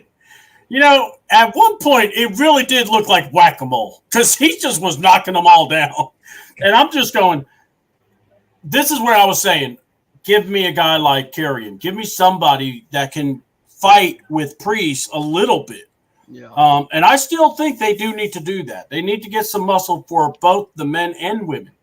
Kind of make it hard to get to. Like when you finally get to Liv, it's worth that women's title because of the fact you had to beat, let's say, Raquel Rodriguez or whoever, and for Dominic, or not Dominic, but because right now it's Dominic and Finn left that he hasn't beaten up yet. So that's what I'm just saying, prolong it a little bit. But this beatdown actually was good. They ended up getting Priest watching, because originally Rhea was going to do the riptide to Dominic through the table, and Liv just comes out of nowhere with the chair. And if you watch Instagram, you'll see where she came from to get to hit her with the chair, and how the chair was just perfectly set up and no one saw it. That was the other thing, because I had to watch it a couple of times because I saw it and I'm like, wait a minute, did they just have it right there so she just could just scoop it? Hey, fair play. But yeah, she just waylaid, and Rhea was selling for Liv. That's the other thing. Rhea's a damn good seller. The shoulder getting round, and then beaten up on, and then you're hearing Priest going Rhea, Rhea. I'm like, damn, this has become a movie all of a sudden. Did the Oblivion? He gets taken out with the double foot stomp and the fog splash, and I'm just going, damn. Judgment Day just looked really badass. Got to give it to them. They go back and to the locker room, and it's good because they actually stopped the cameraman. Come here, and basically said, Liv saying, Rhea, you're gonna be my bitch. And but I just really enjoyed this build because it's actually now made me go, I definitely want to see what happens with Rhea and Damien. Does Rhea get her hold of Dom and does the riptide to him? I think that's very possible. But, what do y'all think about that, the whole segment there? Yeah, we all knew that it was going to be a jump to begin with. Honestly, I think it needs to keep being that until, the pay-per-views this weekend, next weekend, yeah. Honestly, that's what it needs to be next week too, is a jump or something. Maybe do it backwards. Maybe Rhea or Liv challenges Rhea or something. I don't know. So yeah, but it is what it is.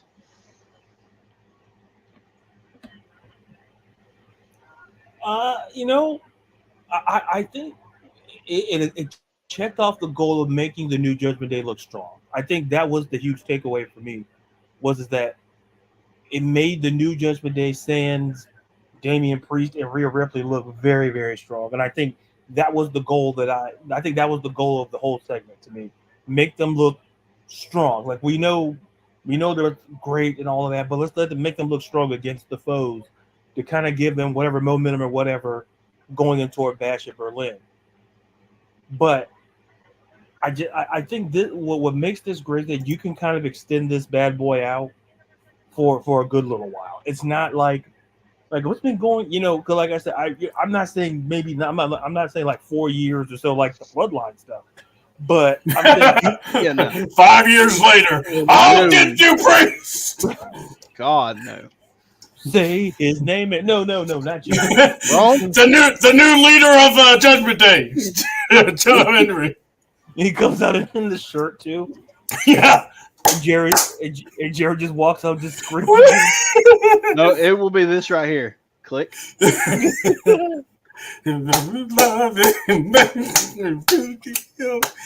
NXT champion. Our NXT champion. It's been real. I'll catch y'all later. But but my overall takeaway is that it makes me even more. I was already excited about the mixed tag match with Damian and Rhea versus Dominic. I think it's good. It's going to be a great match. And listen, I'm just glad Hunter didn't go with Street Trash. That's what I'm glad about. Because here's the thing. Imagine being in the meeting in the writing room and that name is just being, and everyone's looking around like, is that legitimate? Is that like Street Trash? It's, I'm not saying it's not better than Pure Fusion, whatever that is. Oh, we'll be talking about them next. But to me, this new Judgment Day, because like I said, once again, what I'm noticing is that maybe it's just me in my brain. You're seeing like the parallel, like with the Bloodline stuff. Not like they're two different storylines, but what I talked about earlier with the elements. Mm-hmm. Where there was the OG Bloodline, now you're getting this new Bloodline, and then you have the OG Judgment Day, now you're getting kind of this new Judgment Day. So, and it kind of happened after a major pay-per-view. For the new Judgment Day, it happened, at SummerSlam, and then obviously the Bloodline stuff, we saw at WrestleMania. So it shows that there's Hunter has a formula in place. Mm-hmm. Where on paper he wants you to see that it's two different storylines in terms of direction and in terms of what's going on, but he's using the same blueprint, and which is fine by me in the context of he's just taking the pieces like, wait, the Judgment Day, this stuff can go on because we can post Rhea. We can do it with post Rhea and post Damian. We can do it with Finn. Like, even though there's no leaders, quote unquote, we still got Finn. We got Dom. We got Liv. We got America's hero, Carlito, and Mr. Forehead himself, JD McDonough. Yes, and that forehead will go on forever. Yeah, boy, his kids, my God. Oh God, I envy the wife. I just say, yeah. God be with you. How do you do you have to put something? You know what? Listen, I'm not a doctor. Yeah. I'm going to the vending machine. I'll be back in an hour. Yeah. I will say this. You said it perfectly. Is that with they kind of took a gamble because you're thinking about Priest and Rhea, who are very over now. Yeah. And as we've seen, they are over even now. Mm-hmm. So to take them, and now you're going, all right, Judgment Day, what can you do? And I got to go here. We got to give some credit to Dominic. Yeah. He has grown and really developed his character to the point, he's a heel. I love watching him work. Yeah, it's so good. It's in the ring, and then to me, I could argue he's been kind of the linchpin in all of it. Yeah, I mean, so I think it's been Finn, but I think Dominic. Well, joined yeah, in well, on this. Yeah. but it's So you're right about Dominic. But I like how you said that because remember that time he looked at Dom and said, "You know what you got to do." Yeah, that right there kept going because everyone was like, "Oh well, Dominic, I guess it's going to be face with Rhea," and I'm going, "That boy can't be face." You see that heat that he get. Gunther finally got a little bit of that. I'll wait till because I definitely want Ladarius to hear that too. Gunther finally got some of that heat that Dominic gets. I mean, every time he brought that microphone up, and even getting mad at the fact that when they were doing USA, he's like, "Really? You think that's going to motivate him?" I'm like, "Damn, Gunther, calm down." Jesus. Dude, yeah, I mean, but yeah, I know. But Dominic, he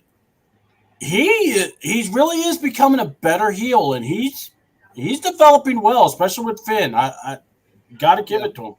All right, so let me go. I'm going to say this. I was dreading this match, the triple threat tag team title match. All right, and I'll be real honest. I love Damage Control. I love Isla Dawn and Alba Fire. I didn't watch that match.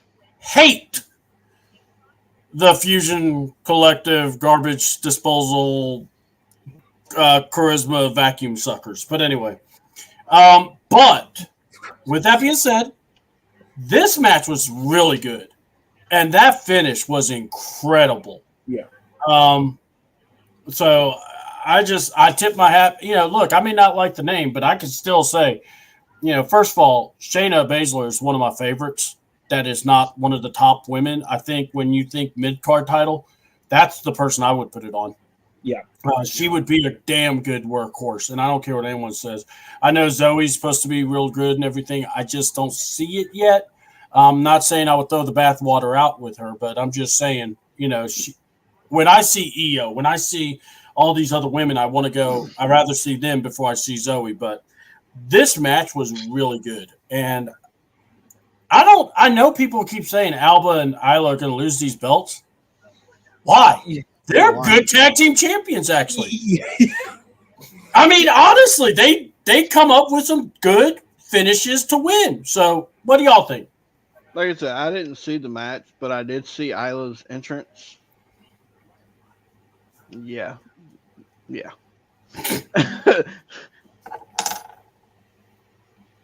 Yeah.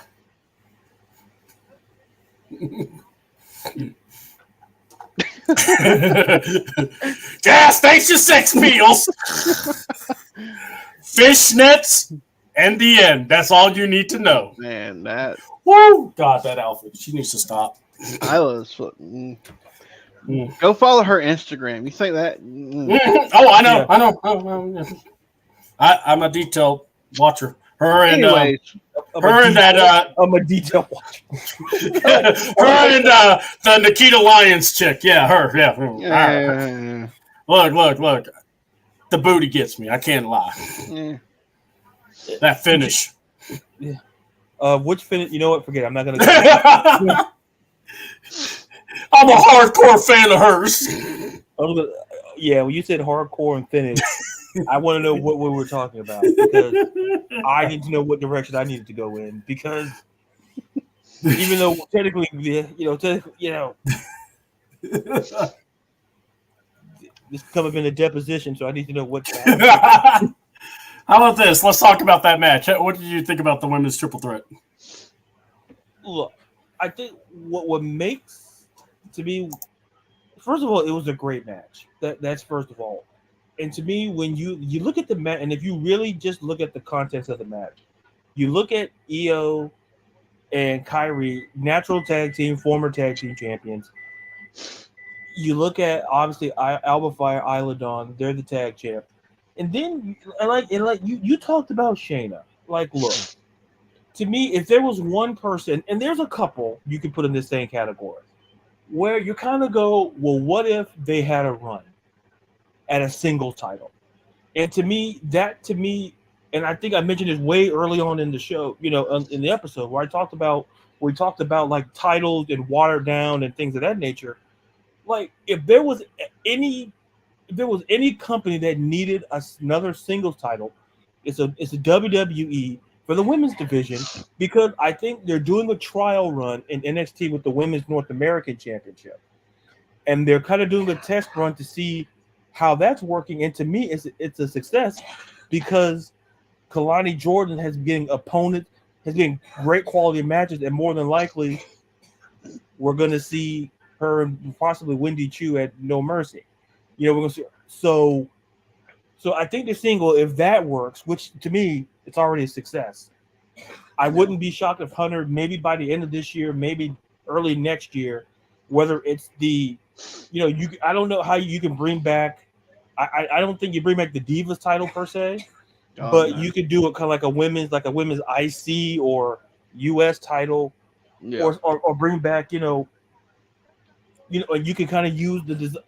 I think if you do that, I think it would help not only Shayna Baszler to kind of be the face of that title, but imagine the matches you can get. Because if you treat that belt the same way how you treat the women's tag team belts, where you kind of go from brand to brand to brand, look how many That's great good. matches. That's a good point. I like that. Look how many great matches you can get. And I think I'm sorry, Jerry, go ahead. No, go ahead. Oh no, I didn't want to cut you off. But you're good. Well, I mean, like, you could bring back something like the Euro title. Yeah, I did love that design for the women, though. Yeah, the men have the U.S. title. Bring back the Euro title for the females. Yeah, and that one title can go both brands, like the tag titles. Yeah, and you know what? I wouldn't mind if it went down to NXT either, because there's the women's tag, and I guess because I write about it, I guess why I talk about it a lot. It's where it's like you can take that belt and do wonders and create great matches, and that to me, and I thought about that watching Shayna, like when C-Dub brought it up. It's like Shayna's the one person who I felt she was never really given a legit singles run, and you look at her work at NXT, and you have your hands up like this. It's like, do they not know that she won she's a two? Like, you just said something that I've always thought about, is that you've got these women coming up to NXT or coming to the main roster. And I'm sorry, I don't mean to interrupt, but the thing is, well, no, what I was going to say was, because I like what you're saying, but think about what you could do if you get a mid-card title and you put it on a woman like Shayna. Shayna's the real deal. And she could take care of herself. She could travel to NXT. She could travel to Raw and SmackDown. And then not just that. I've made the push. I think the first one would have been Natalya. Yeah. And then, she could lose it to someone like a Shayna. She could lose it, and then what you do is you create this title to be something like what Kalani's doing in NXT. Yeah. So, and I've been for it. I don't want it to be in, like, I don't want there to be a U.S. and a Intercontinental title. Right. But I like the European idea, or just do anything like If you could just take the concept of either like a mid card, like an Intercontinental, or U.S.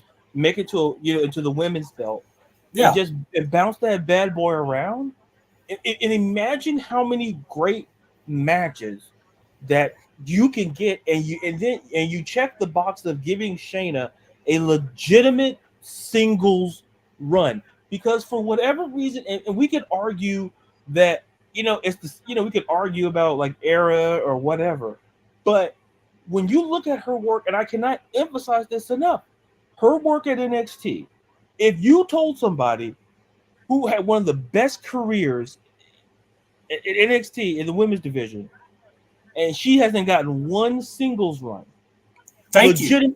And this is the thing, Asuka, Asuka won. She became a singles champion. Yeah. It felt like everybody more or less who won the NXT Women's Championship, I know there were some that didn't, and there were some that didn't win it had championship runs.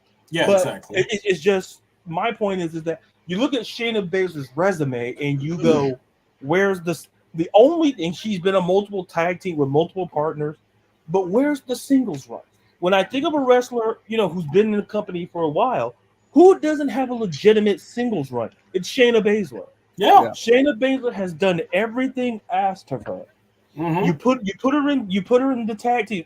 And this is talking about when the tag team belts first came out, they were just like literally throwing darts and just figuring out the hood. But Shayna was always there. Yeah. Shayna was but now give her a legitimate singles run. And I thought what I saw in that tag match, like, why? Well, Shayna's always been that good in the ring, but she never had to fully. She's done it at the mid level, so why not put a mid card belt on her, and that can elevate the belt?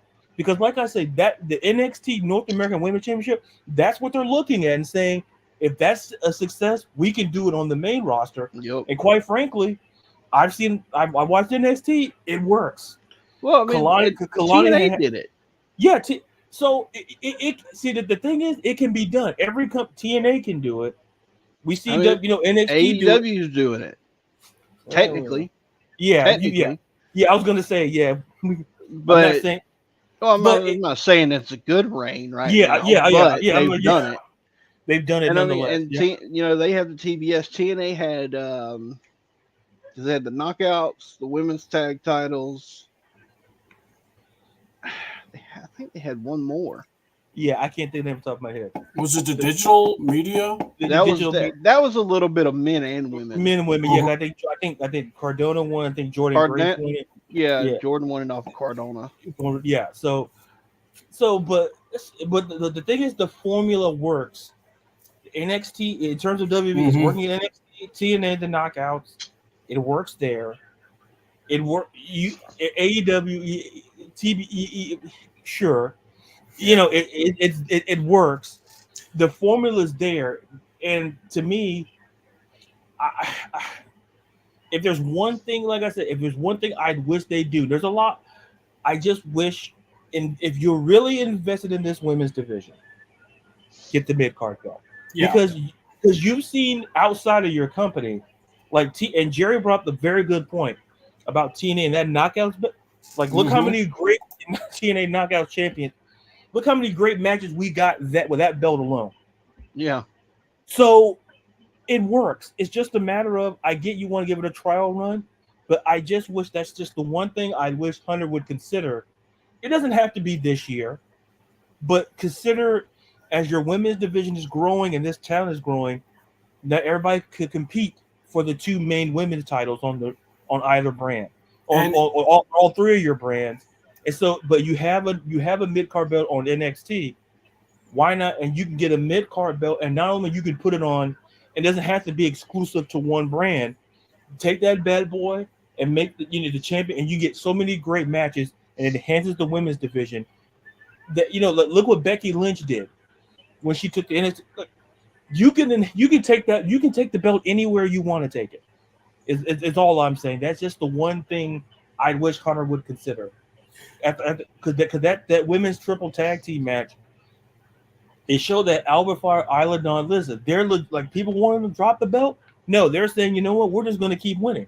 And to me, if they face Bianca and Jade, let's just say if they face them again, which kind of seems maybe the route they're going to. I'm not going to sit here and say it's a lock that Bianca and Jade win. Yeah. I'm not going to, if you asked me a couple of months ago, I said, oh, yeah, a lock. Now I can't say that. But enough of my women's rant, the title rant and stuff. Back to you in the studio, Steve. Look, I'm going to say it. I and that's why I brought it up. I say you make the Intercontinental title for the women. You actually just say this is the women's Intercontinental title, and what you do is actually announce you can travel with this belt. Yeah. You could go to Raw. You could go to SmackDown. And you want to know something? They don't need two titles like that. They can just do the one. Yeah. Yeah. And then what you could do if you really want to push it even to another level, do it for the guys also. Yeah. And I know that sounds crazy because then you basically what you're doing is, but you're showcasing Braun to different networks or the Intercontinental Champion by then. Yeah. So I like the idea of doing that for that particular title. US can stay on SmackDown, no big deal, because now you have a women's title, a traveling belt that you can go after, So, and I think when I see Shayna, it's like what you said. This woman came in, and then 2020 happened, and killed her whole run. Yeah. And then Becky got pregnant, and then we haven't seen Shayna recover since then.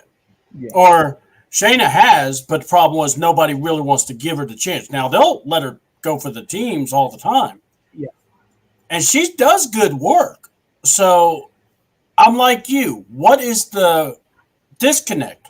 Yeah. And that's why I said get a mid-card title. That's the person you put it on. Or you put on Natalya, to kind of honor Britt if it's the Intercontinental title, I'm saying. But you could do it either way you want. I mean, shoot, Natalya and Baszler have had good matches. Yeah. So it's not like they can't have another banger. Mm-hmm. So with that being said, like I said, get a mid-card title. I actually am not against I like keeping the women's tag belts. Yeah. Because if you put them on someone that actually want to keep them and wants to actually defend them, I'm all for it. And by the way, real quick shout out. The match, Io Sky, Kairi Sane were doing a tandem move. Io was a little bit farther than what she wanted to be for the ropes spot. And Kairi does the Ted DiBiase rope flip, where basically she catches it and propels her body over and still lands it. And everyone going, well, that wasn't supposed to happen. And I'm going, yeah, but it still looked good. Yeah. So she's fucking 4'11". Yeah. Well, and not just that, but she did do her little spear that I used to love watching her do. That was kind of cool seeing her do that. So she was like a little dynamo. All right. Kaiser, Randy Orton. Now look, I'm going to go here. This match should have been a little bit more exciting, but here's the problem. Kaiser and Randy wrestled the exact same style. Yeah. And it's slow, grind your pace. Now, if you cut it up and watch it on Instagram, you thought the match was a 5-star, 5-banger. But no. This match was boring at some points. Gunther showing up was good. There's a brawl, but for some reason they cut it out in the middle of it. That's okay. I saw the fan video. Yeah, someone said that Gunther got RKO'd. He got RKO'd again. Okay. Yeah. So, and then Pat McAfee said goodbye, thank God. And then now next week, there'll obviously be more about the Intercontinental title tournament. Bo Dallas or Uncle Howdy versus Chad Gable. And I don't know about y'all, that I'm very excited about that. I'm excited, but I think that should have waited till Berlin. Really? Him working, yes. Huh. I think it should have been on pay-per-view. Yeah, I can kind of see where Jared's coming from. I think that match to me, I'm not saying it's. I feel to me when I see that match, I'm like, that feels like a PLE match.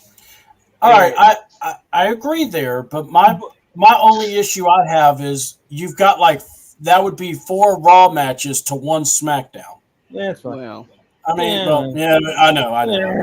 Yeah, I mean, honestly, let's be honest, it's not like it's going to hurt nobody. Raw is the show story, so I mean, you know what? I could go with that.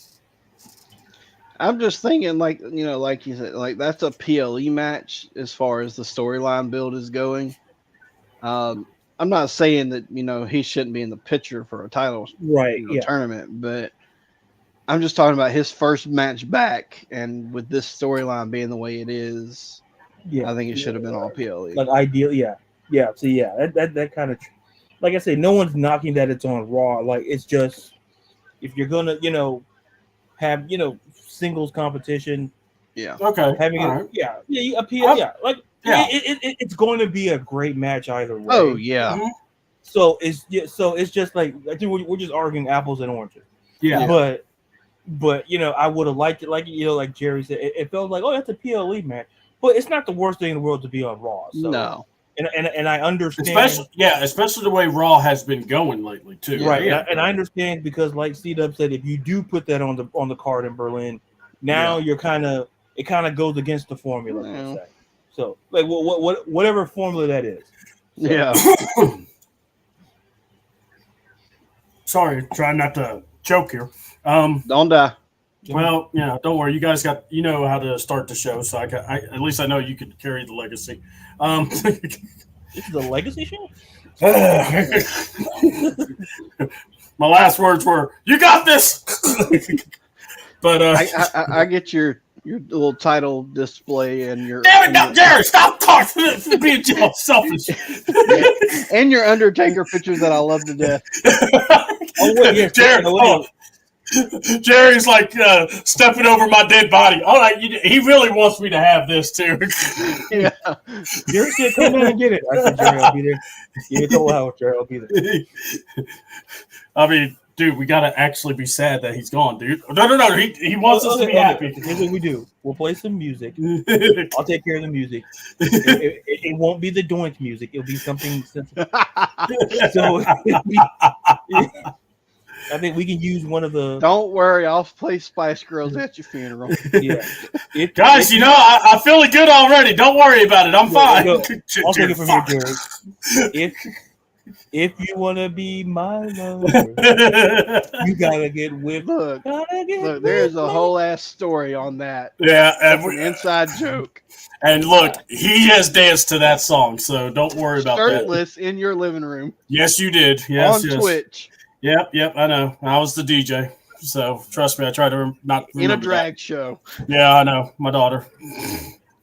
The things we do for our family, but I and made all. $20 that night. Yeah, you did. I think you made somebody's payday. Well, there's like, I don't know whether to be disappointed or just impressed. You know what? Quite frankly, a little bit of both. Yeah, exactly. But I'm glad we're near the end, because if this was like midway through the show, I'd be done. yeah, same here. So here we go. Intercontinental title tournament, love it. Anytime you can make someone earn a shot at somebody, I'm down with that. I hope that they do put Jey Uso in, and I hope they go ahead and put.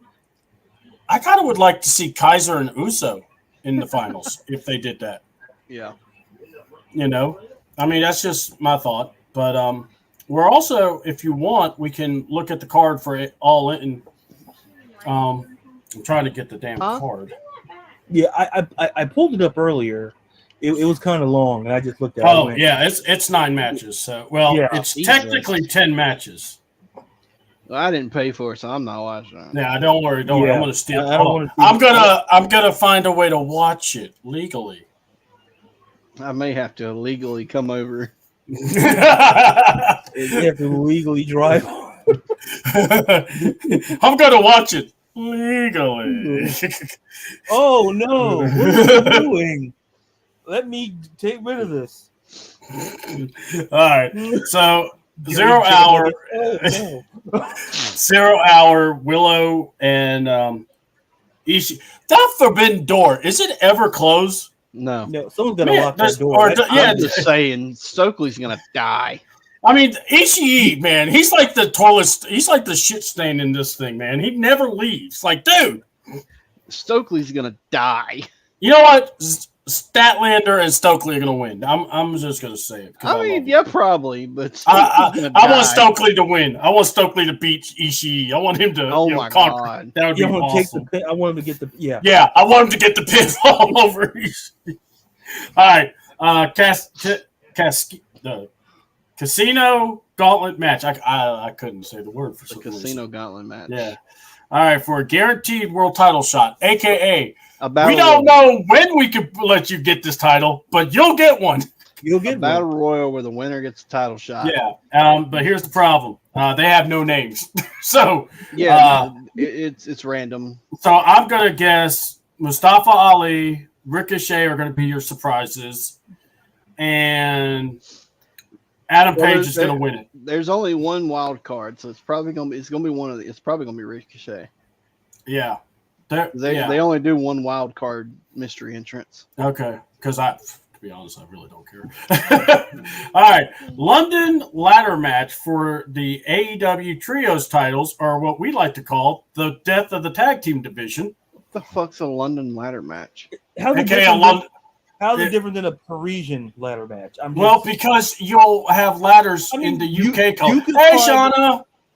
He's waving at you. Hi. She Oh. said hi. Hi. I don't know what's going on, but I'll wave to you. Yeah. All right.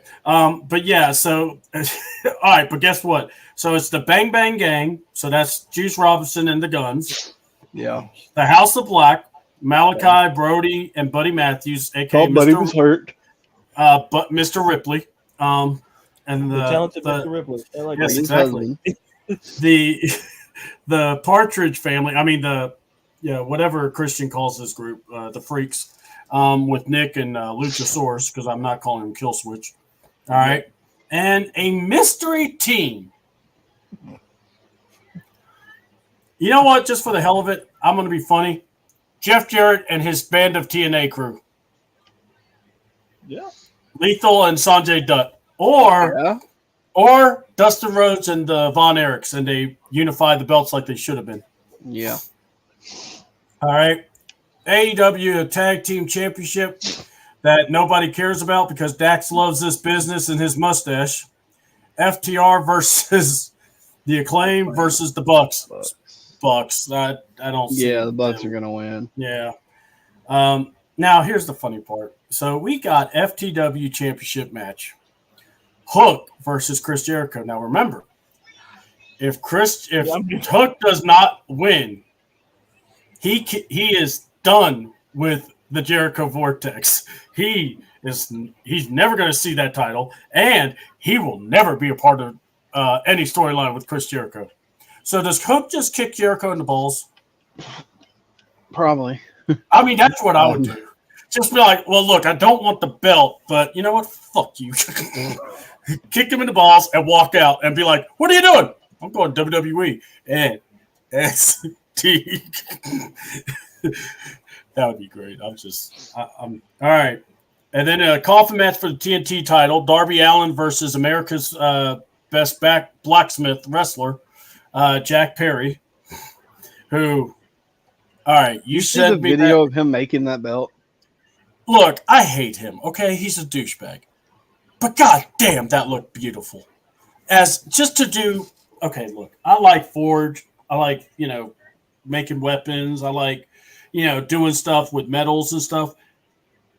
I love what he did. That was freaking amazing how he got that template out of it. Yeah. Because that's what he did. He made a template out of it, and then to do the paint job that he did. You could definitely tell Anna Jay wasn't at the house because apparently he was that bored probably. Yeah. But that was really good. But yeah, I think Jack Perry wins this. I don't think any of the elite are going to lose their belts. I know Kata was supposed to defend against Cesaro.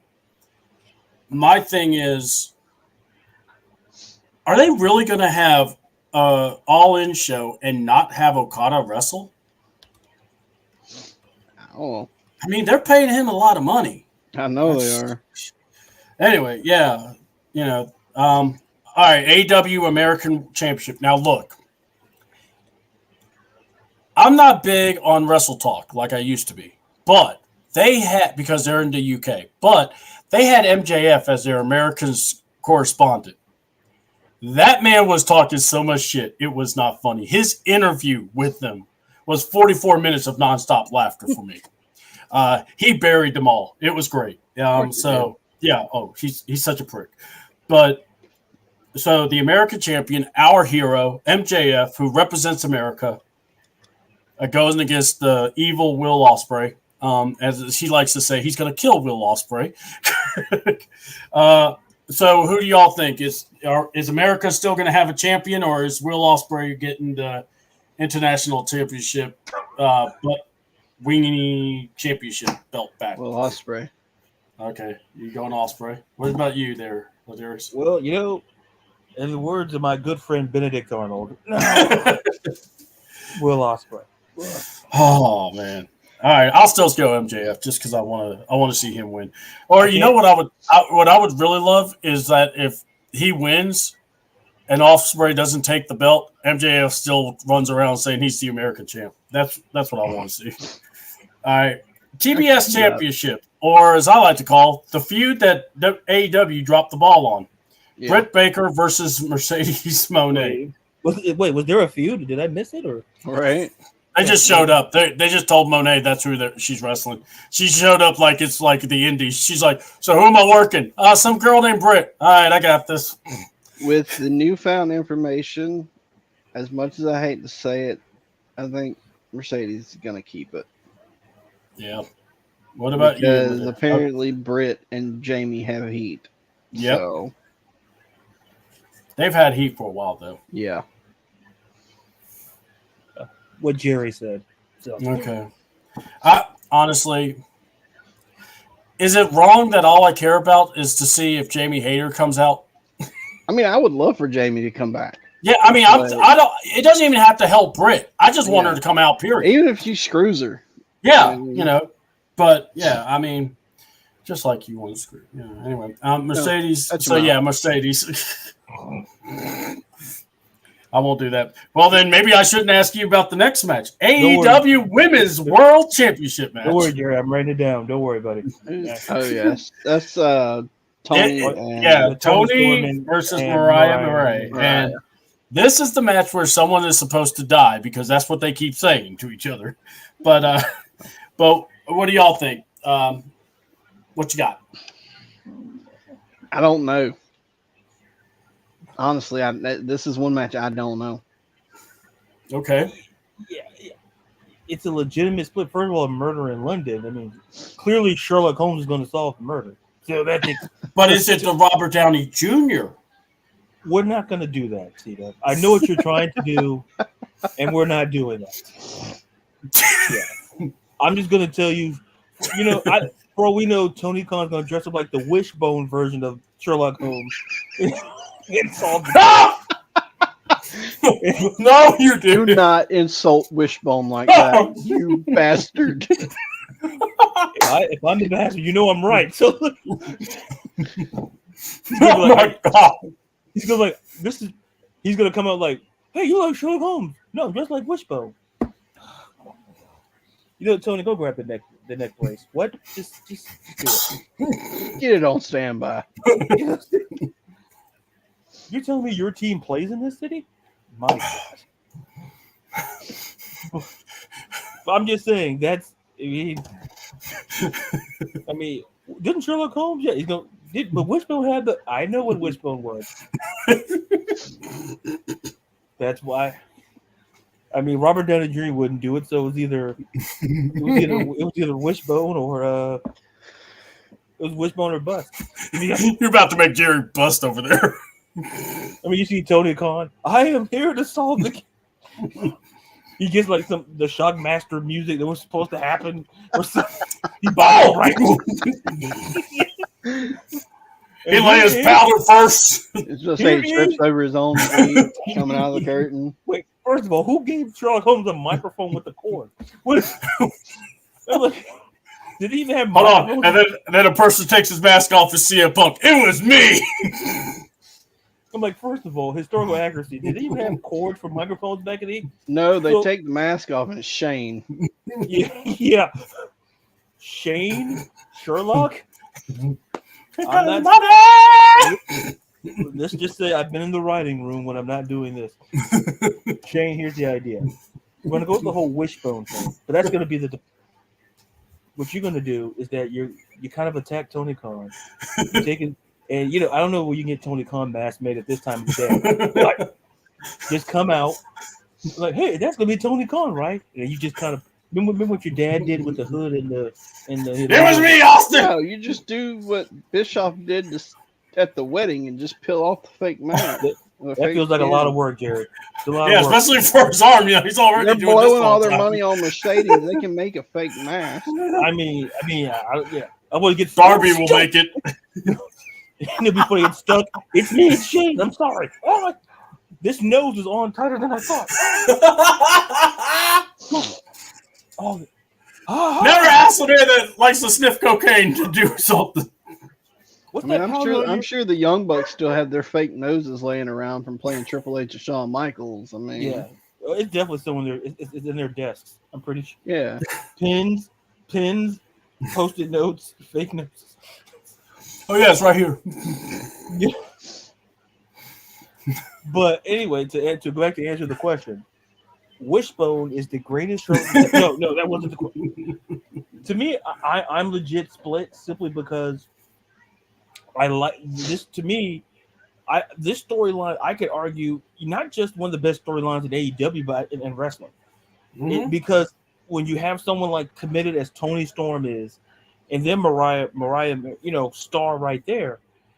To me, I could make a case for either one winning, but to me, if you ask me now, I would lean toward Mariah May, simply because you can kind of go in a different direction. But like I said, Tony could win it, but it wouldn't be the worst thing in the world if Mariah wins it either so. But I'd go Mariah just because of the way this has been going. That would kind of be like the cherry on top for Tony Storm. Gotcha. All right. I'm with you because I have been, pulled in different directions when I see this, but I think I'm leaning to Mariah being the champ. But I don't know. It could go either way. This is the one match I think could be. Yeah, it's like it wouldn't surprise me either way. Yeah, it's like I think it's the one match on the card I feel where you gotta go. You're not mad either way. Yeah. Like other matches on the card, you'd be upset if one person won over the other. Yeah. This one, to me, because the storyline's been so good, either one winning would not be the worst thing in the world. Right. Yep. Yeah. And I get bargain agreement. So there you go. So, and by the way, if you want to laugh, they have. I call that validation. Yeah.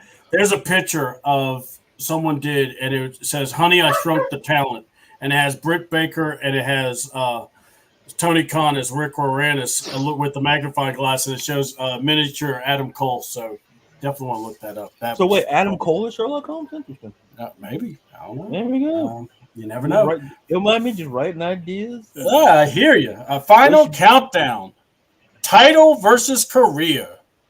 So really, it's not who do you think is going to win. Do we think that we're really going to retire Daniel Bryan or Bryan Danielson or whoever the guy is in this match?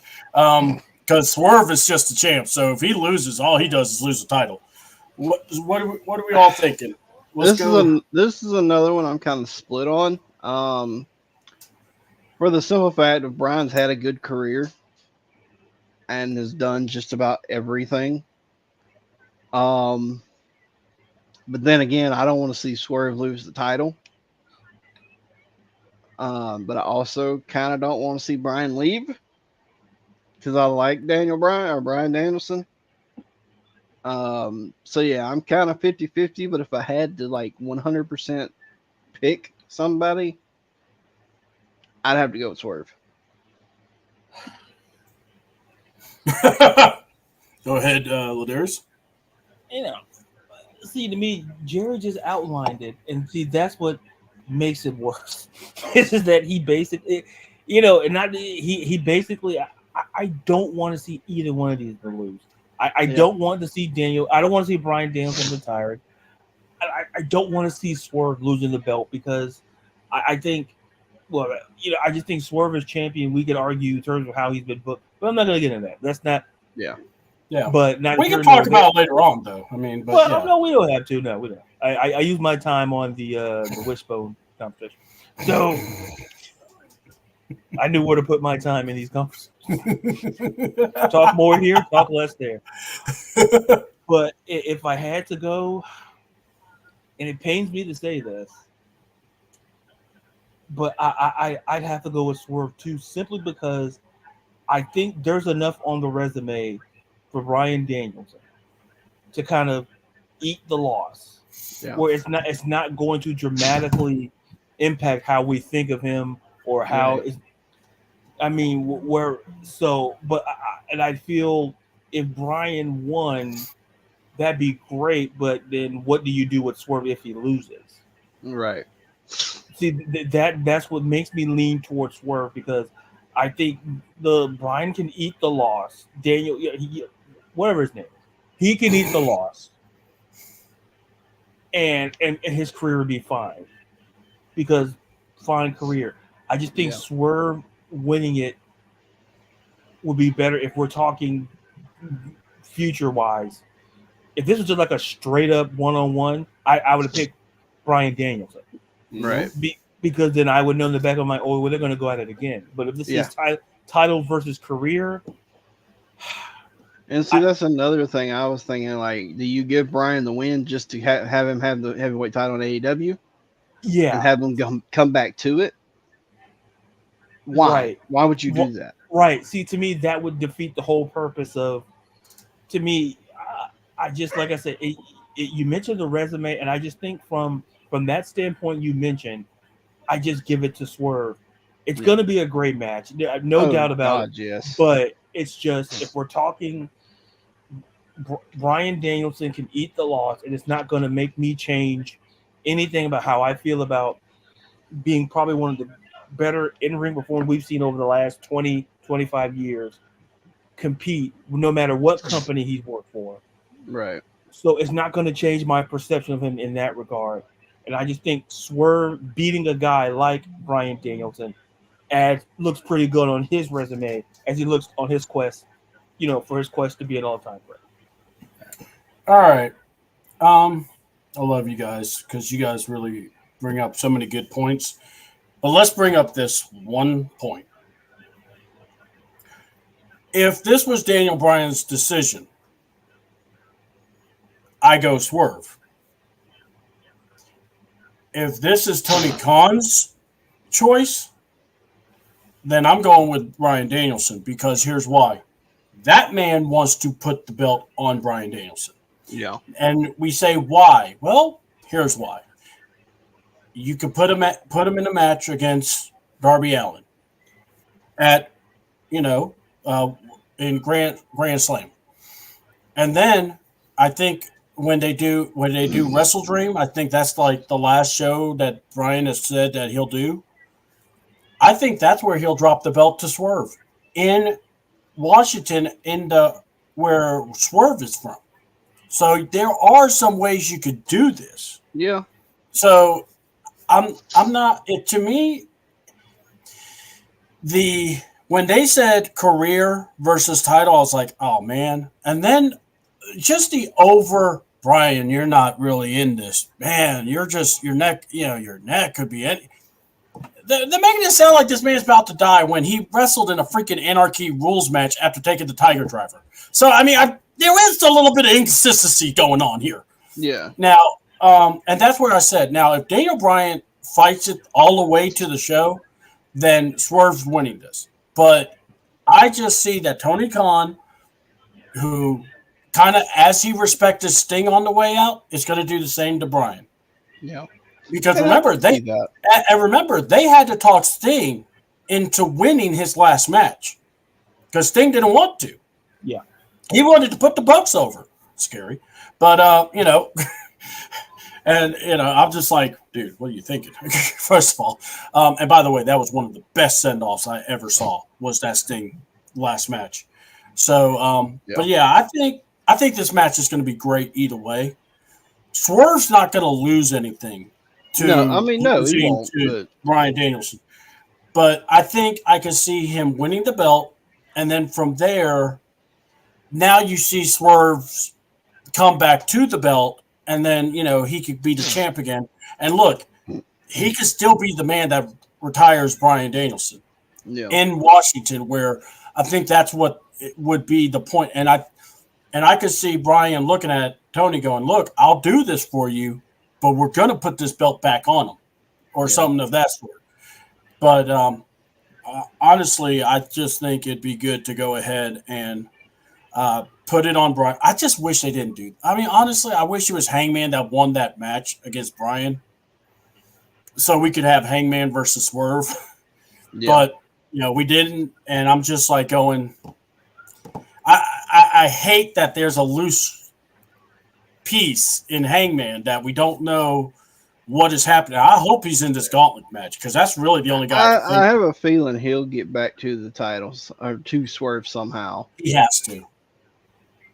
Now, it would be interesting if he did what Swerve did, breaking his house. Well, I read something, I don't know if it was legit or not, about Swerve or somebody breaking into Bryan and Bree's house. And they called I think it was fake, but it was something about Nana getting arrested for breaking and entering on Bree and Daniel's house. And they were worried about was their little English bulldog. Yeah, it was fucking stupid.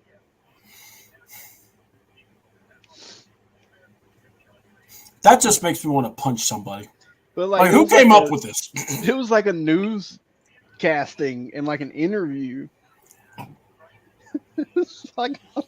We were concerned about. Let me tell you something. I got 3 mutts in this house, and if someone broke in, I would actually look and go, "You going to take one of them?" Right. Take the fat one. Take the fat one or take the big doofus one. I don't care. She ain't gonna do nothing. See ya, Bonnie. Bye. Cheap on dog food now. But the fat one just pees everywhere.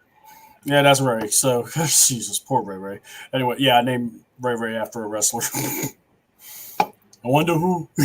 But anyway, all right. Well, that's pretty much it. I hope y'all are ready for All In. Get and be on the lookout. I know me and Ladarius are talking about doing a football preview show. So we will be talking about the Falcons and what all they've done and have some fun with that. So, guys, plug your stuff and let's go from there. Jerry? Viking Gaming, Twitch, Facebook, Lone Wolf Jerry Nelms, Facebook, LW_Jerry Nelms, or X, Twitter, whatever the fuck you want to call it. And I think the Viking Game is TikTok too. I don't know. I don't remember. All right. What about you, Ladarius? You can follow me on Twitter and TikTok at Ladarius_Brown. Follow Instagram at Ladarius_Brown. Catch me writing on women's sports, and then like C-Dub said, we'll be doing some football stuff, and then I'll be doing my when we get the season underway, Jesus Christ, September 8th. Damn. Yeah, that's where I am right now. I told you, glad we wrap the show because that threw me off with the whole Spice Girl thing. It just never the same. I'm trying to sing and like, oh no, he went all in. I did that. Double plug, wrapping up an outro. Just send the award to this address. Okay. I like his beard moved when he did it, so that's equally impressive. But and then I'll be doing my preview NFL preview games as well, starting next month as well. So catch me there. I'll be doing that on TikTok and I'll be sharing that to Twitter and Instagram as well. Awesome. Y'all make sure and follow Ladarius, follow Jerry, and actually follow the channel C28 on YouTube. We want to thank we get more subscribers. We want to get more content out. So we will be out there doing some more stuff. And want to thank again Benchwarmers for having me and a whole bunch of Falcon creators over on Saturday. It was a fun time. Got to meet a lot of the viewers and listeners and just got to just laugh and make fun of the Saints. That's one thing we did. That's for damn sure. But yeah, we're looking forward to the football season, and we're looking forward to wrestling. So we will see you next week. And like I said, be close to your Facebook and your X. We'll give you information about the football show. And like I said, me and Ladarius and Jerry, we'll see you all on another day. I'm C Double, and I'm out.